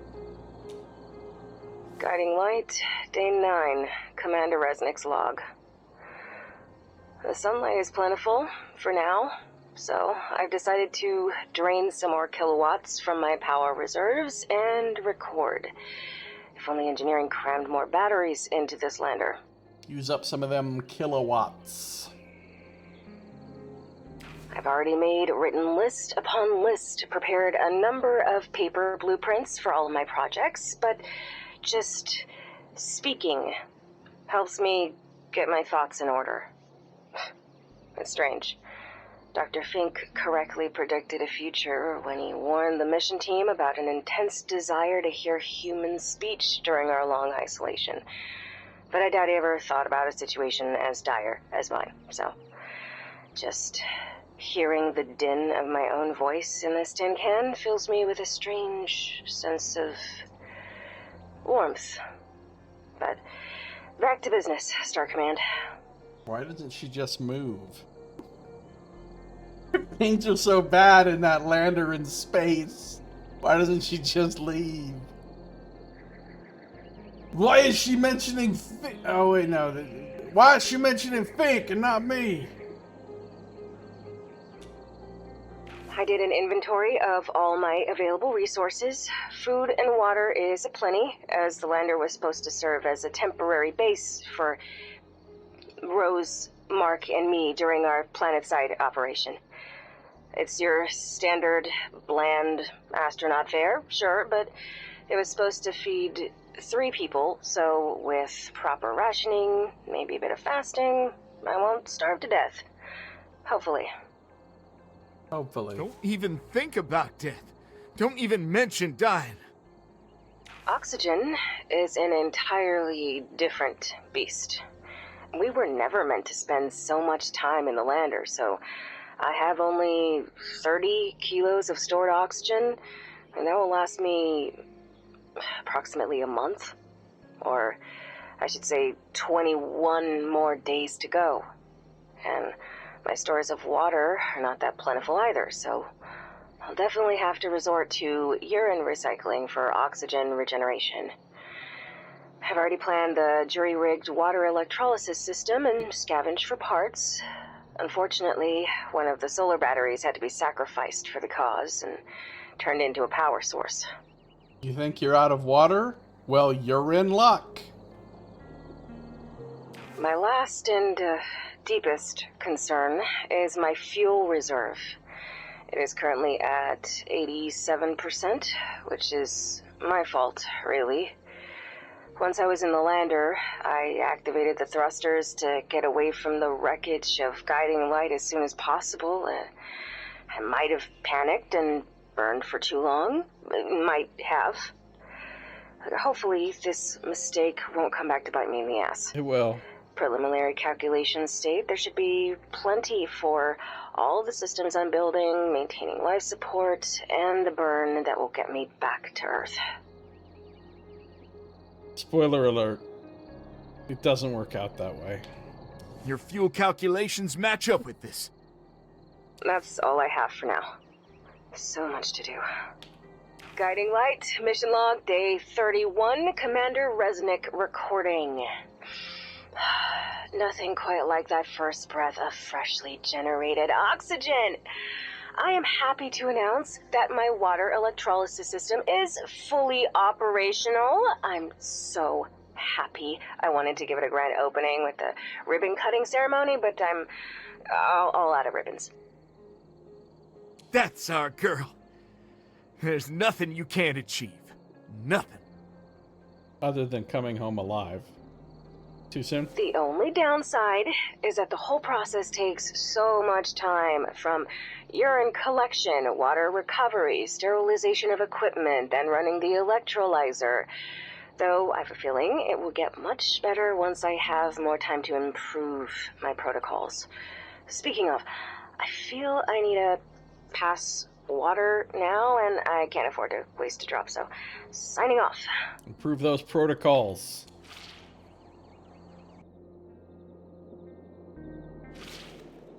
He caught the signal at 8 o'clock p.m. right when the loop starts. Back when there was no loop. Just when you heard that clock for the very first time. When it was all about the therapy, the incident, the motivation, and status effects. Keep listening to the message. Guiding light, mission log, day 52. Happy to report I'm still alive, though honestly, my steady diet of protein curry, pea stew, and oat and berry paste has seriously made me contemplate taking my own life. I would fuck up some oat and berry paste. You heard this part already. It won't be easier the second time around. Fast forward to the part where the interference starts.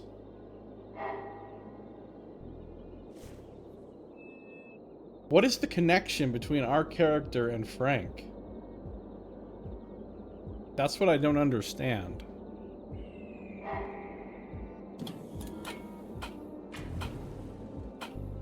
Alright, he pulled up in his truck.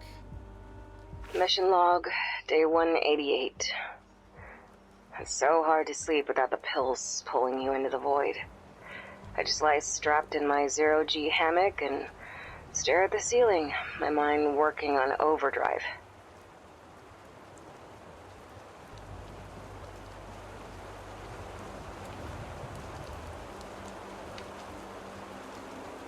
Hurry up! Don't want to lose Judy's signal.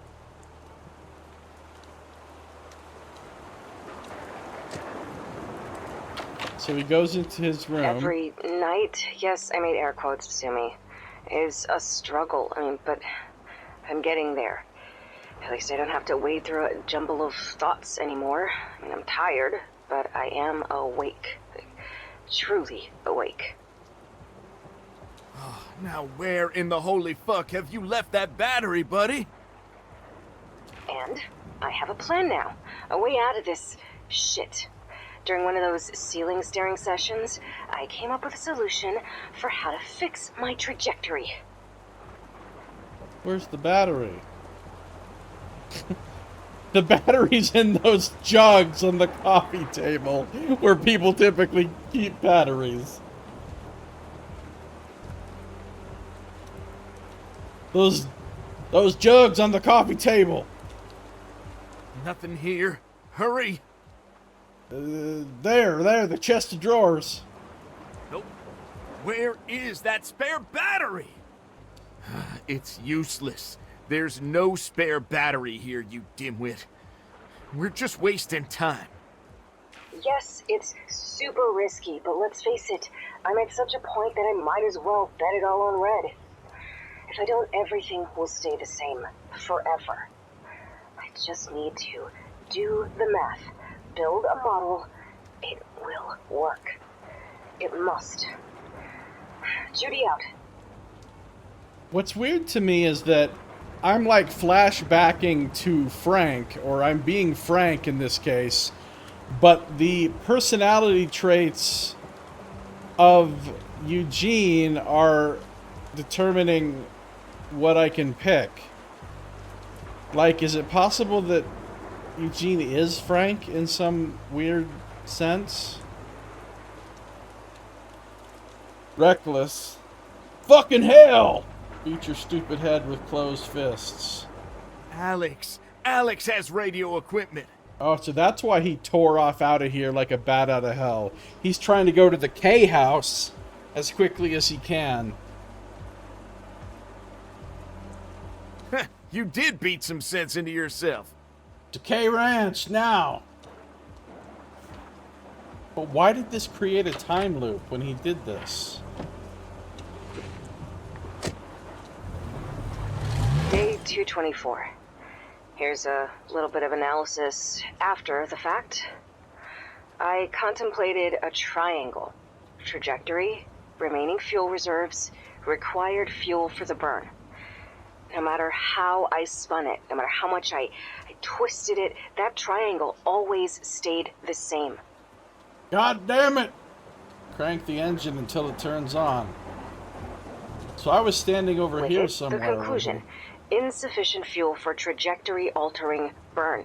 Unable to adjust vector of approach for planetfall. Conclusion, I'm fucked.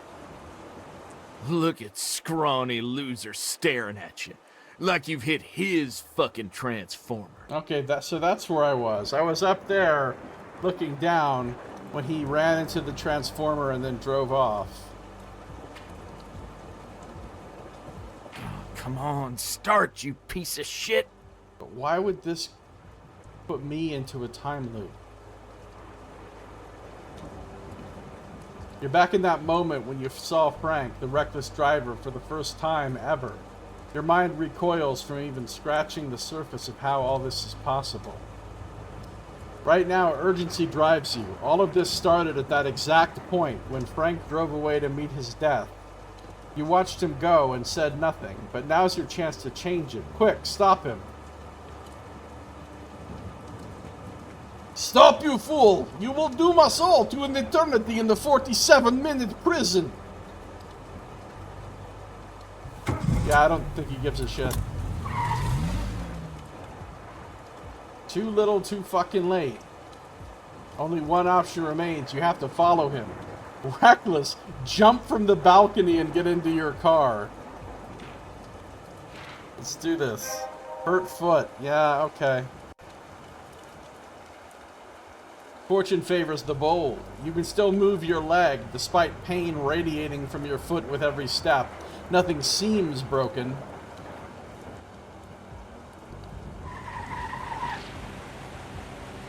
Outside of that triangle, to push the calculations to my favor, literally.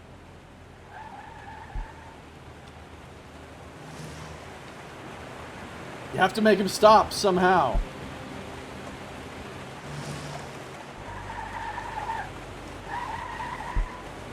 Frank, just because Judy's not a part of your life anymore, it doesn't mean that you're less, that you're a worthless shit.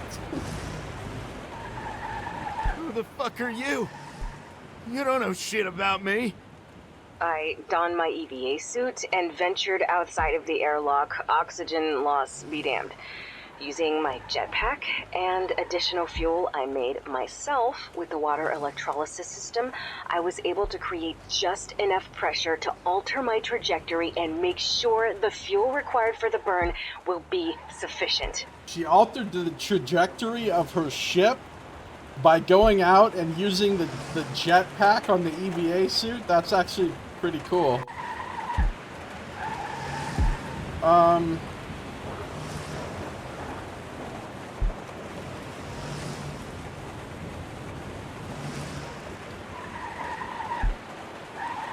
I know nobody believed you about Judy's message and that made you furious, but you have to stop. This is not the way. Stop yapping and let me listen to Judy, you fucker. And when I was about to re-enter the lander, I noticed something that I've yet to make peace with. One of the fuel injector pipes, that radical new Coral Destiny innovation, is damaged, showing signs of previous leaks. The damage might have been caused by the explosion, or the material was never meant for spaceflight. I don't know. That is what I've been saying the whole time. There was a fault in the ship because fucking Coral Destiny cut costs and did some subpar shit, and that's what caused the accident, and it actually wasn't Judy's fault, and they've been lying about it and covering it up. Maybe she even could have been saved and they let her die to cover it up, possibly even.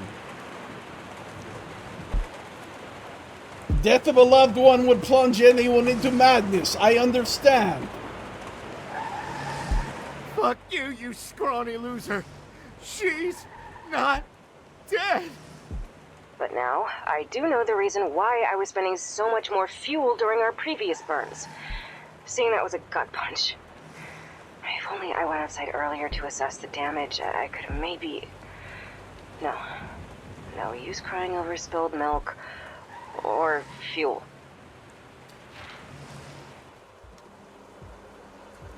Fucking Frank. I've patched up the rupture as much as I could have, just to make sure it doesn't expand and cost me even more fuel. I returned to the lander, performed the burn. The result, that triangle was shattered. My new trajectory is stable, but I don't know how I feel about that. I've sacrificed so many resources to do this. Too much, maybe. Last chance to stop before you drive off that cliff. Shut up. Day 226. Guiding Light mission. Judith Resnick speaking. I've decided to do this now, while I'm still mindful, composed, while life support still has enough resources to operate. Though I can't change them now, I've started questioning my own decisions. But keep telling myself that whatever I did or didn't do, an end would come. This way, I got to choose that end. And it will come on my own terms. Is she gonna kill herself? No. Fucking roadblock. Fucking Coral Destiny. I have to get to Alex before the battery runs out. Well, it's gonna take a good while to get to Alex on foot. Oh, he's going for it. This is how he ends up going off the cliff. And he gets thrown through the windshield and is dead. Or is he gonna die soon?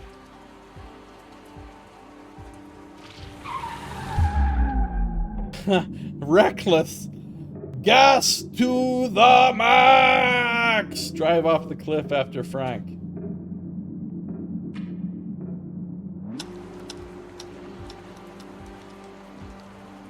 I'm alive?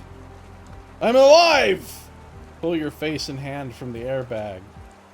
Star Command, you will receive all of my messages through the short-range auto-transmitter. I have some personal requests. Please make sure that the following people hear my words. Yes, but there are several spots of searing pain all over your body besides the hurting foot, which is courtesy of your heedless existence. Ribs are killing me. Hopefully they are not. There's no bubbling when you breathe, so they didn't puncture your lung. What you feel is just broken ribs. Just. Why is my neck so stiff? Because it prevented your head from popping right off when it slammed into the bubbly airbag at near light speed. Be grateful it didn't snap. It's just pain. You've endured worse. Much worse. I'm battered but still breathing. There doesn't seem to be any permanent damage, but pain pulses through you with every breath, mostly bearable. For my friends, Jake, Kirka, Riley, Jean, I'll be brief like I usually am. I love you, you bastards. You better get to Mars and drink to my health, or else. What's with Frank? Is he even still alive?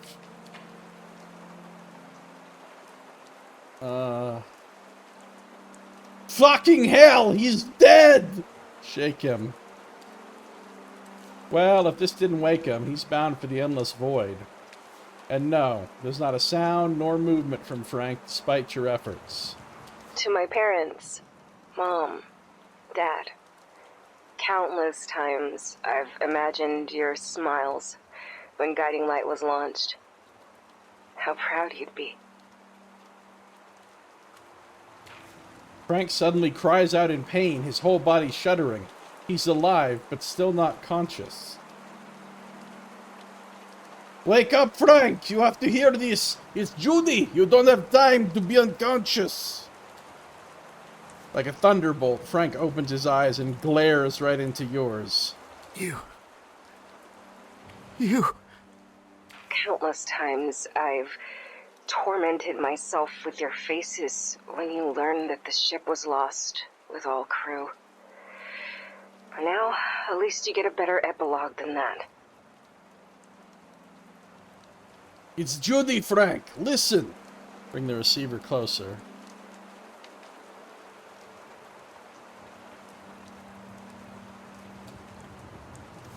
He looks at a specific point in the empty air.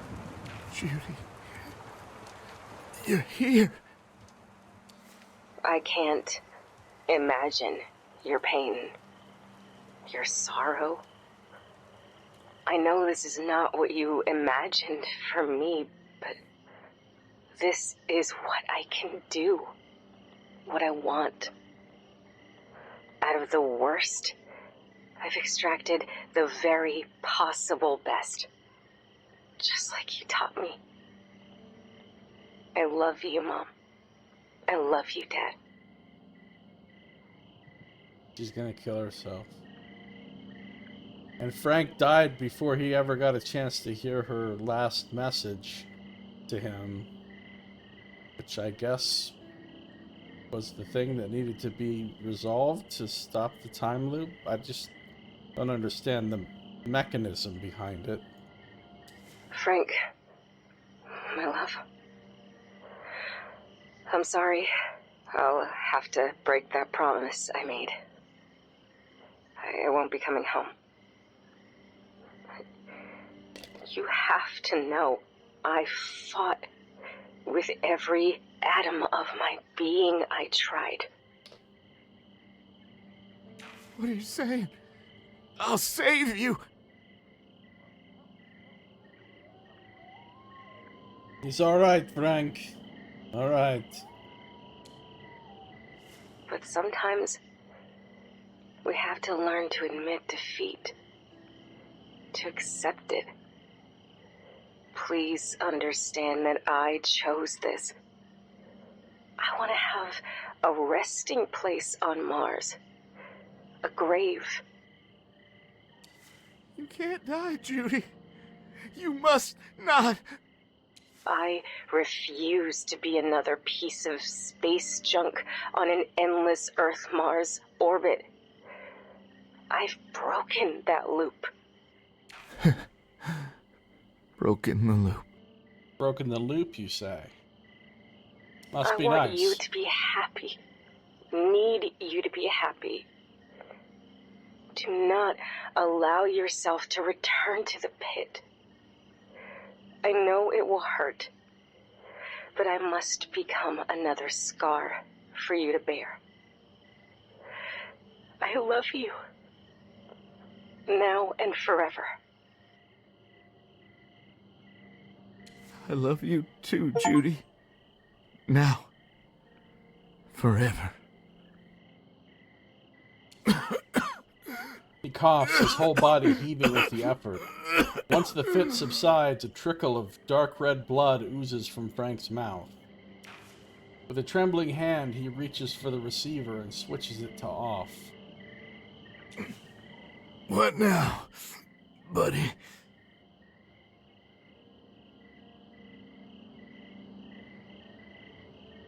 You've said your goodbyes, but now you have to actually let go. I understand. Would you stay with me? I don't want to die alone. Don't worry, both Judy and me are here. Reluctantly, he takes it. His firm grip, flesh already going cold, tells you how afraid and grateful he is for this.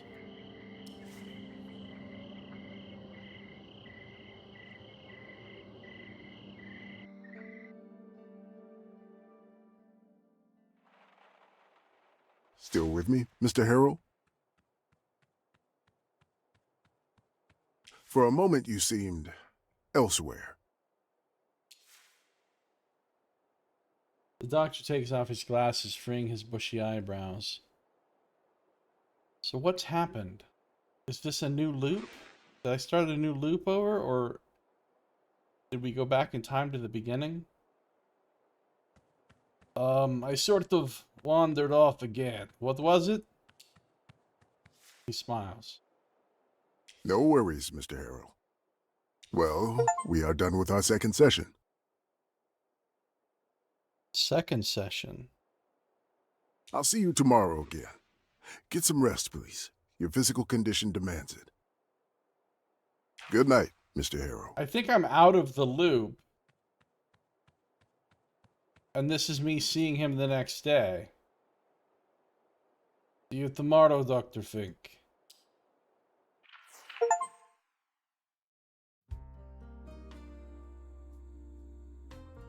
But they didn't explain, though. Like,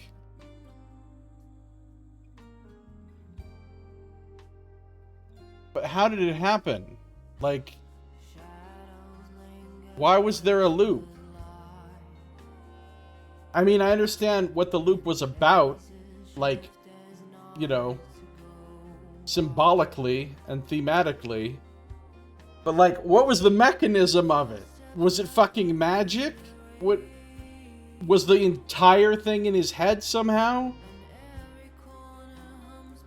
How does Harrow relate to Frank? Why are the two of them somehow connected? Why is Frank having a sad, tragic death? Why does that cause Harrow to be in a loop? I want it to make more sense.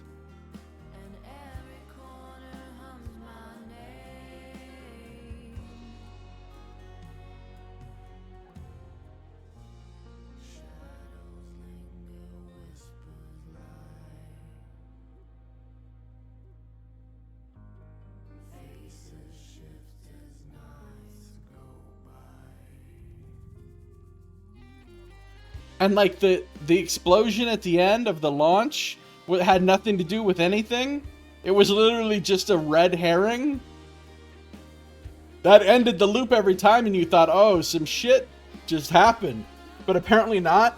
And there was nothing about proving that Coral Destiny had been negligent and that's why the disaster happened. I mean, it just feels like a lot of shit is implied by this, but it's not really explained or like really wrapped up.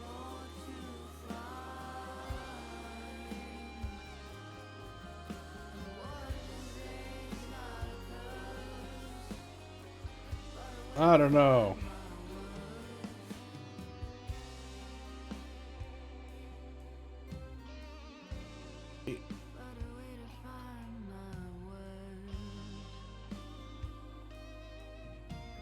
Like, I see what they're going for in sort of an artful sense, but like,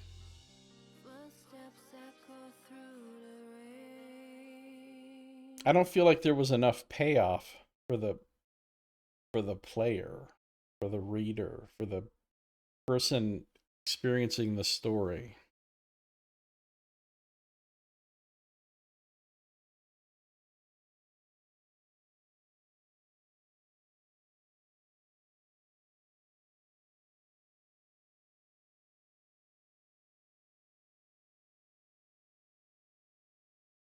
And what the fuck did Jason Burns have to do with anything? Or Percy Rugger, for that matter. Those are characters that existed, but like, they didn't have shit to do with anything. So why...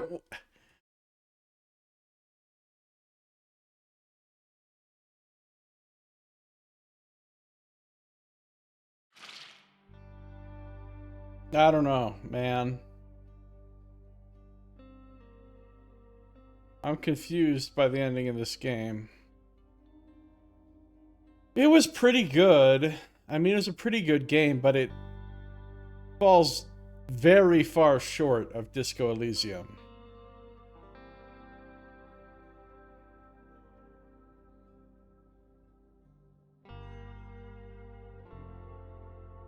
This is like, Mom, can we go out for Disco Elysium? We have Disco Elysium at home, son.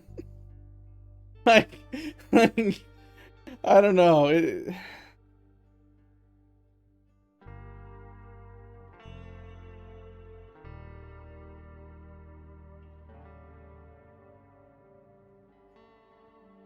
Dollar Elysium, right? This is like, I don't know. It had a lot of good moments, and it had a lot of interesting things in the writing but like the mechanics felt really weak. The mechanics felt like bullshit with the whole test system. You had those stats that you said in the beginning, but then you could never really change them or modify them. You didn't progress through the story in terms of those things. You just failed every test. You just failed every single test, and there was no way to really like calibrate those states through any action or choice you could make to pass tests. So like, and there were so many times when there was an obvious fucking thing that you should be able to try to do to resolve the thing that the game was saying was impossible or whatever, but it just wouldn't let you, and you got railroaded into doing one, sometimes a little bit moon logic-y thing.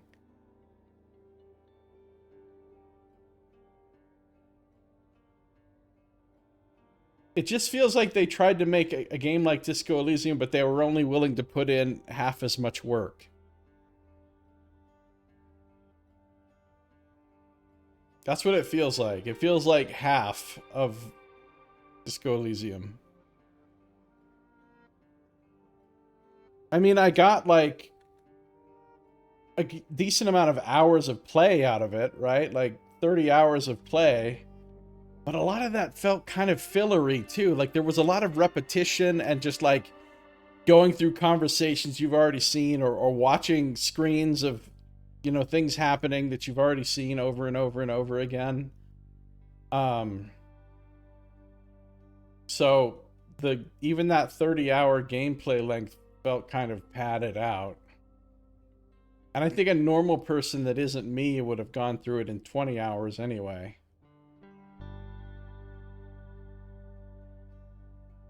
And the ending just didn't really give you the answers that you were looking for the whole game.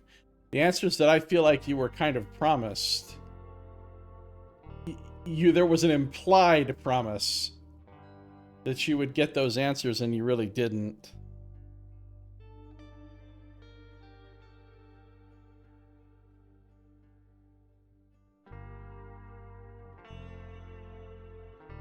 I think they could have done more with the time loop idea when it comes to like interacting with people. Like every time you'd talk to somebody like one time and you'd try to ask them for something or convince them of something, and they'd be like, no. And that would be it. The game would be done. The game narrative's like, well, I guess it's impossible to ever get that from them. We better come up with a different idea. Like, I'm in a fucking time loop. I have infinite iterations to learn how to talk to this person to get what I want from them.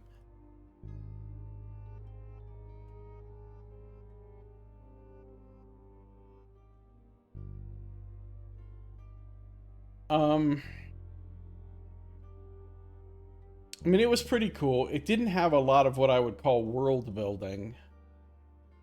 It had a little bit, but not much. Certainly much less world building than Disco Elysium. And the setting just wasn't super interesting. Like, the world building that was there, the details about the setting were kind of bland.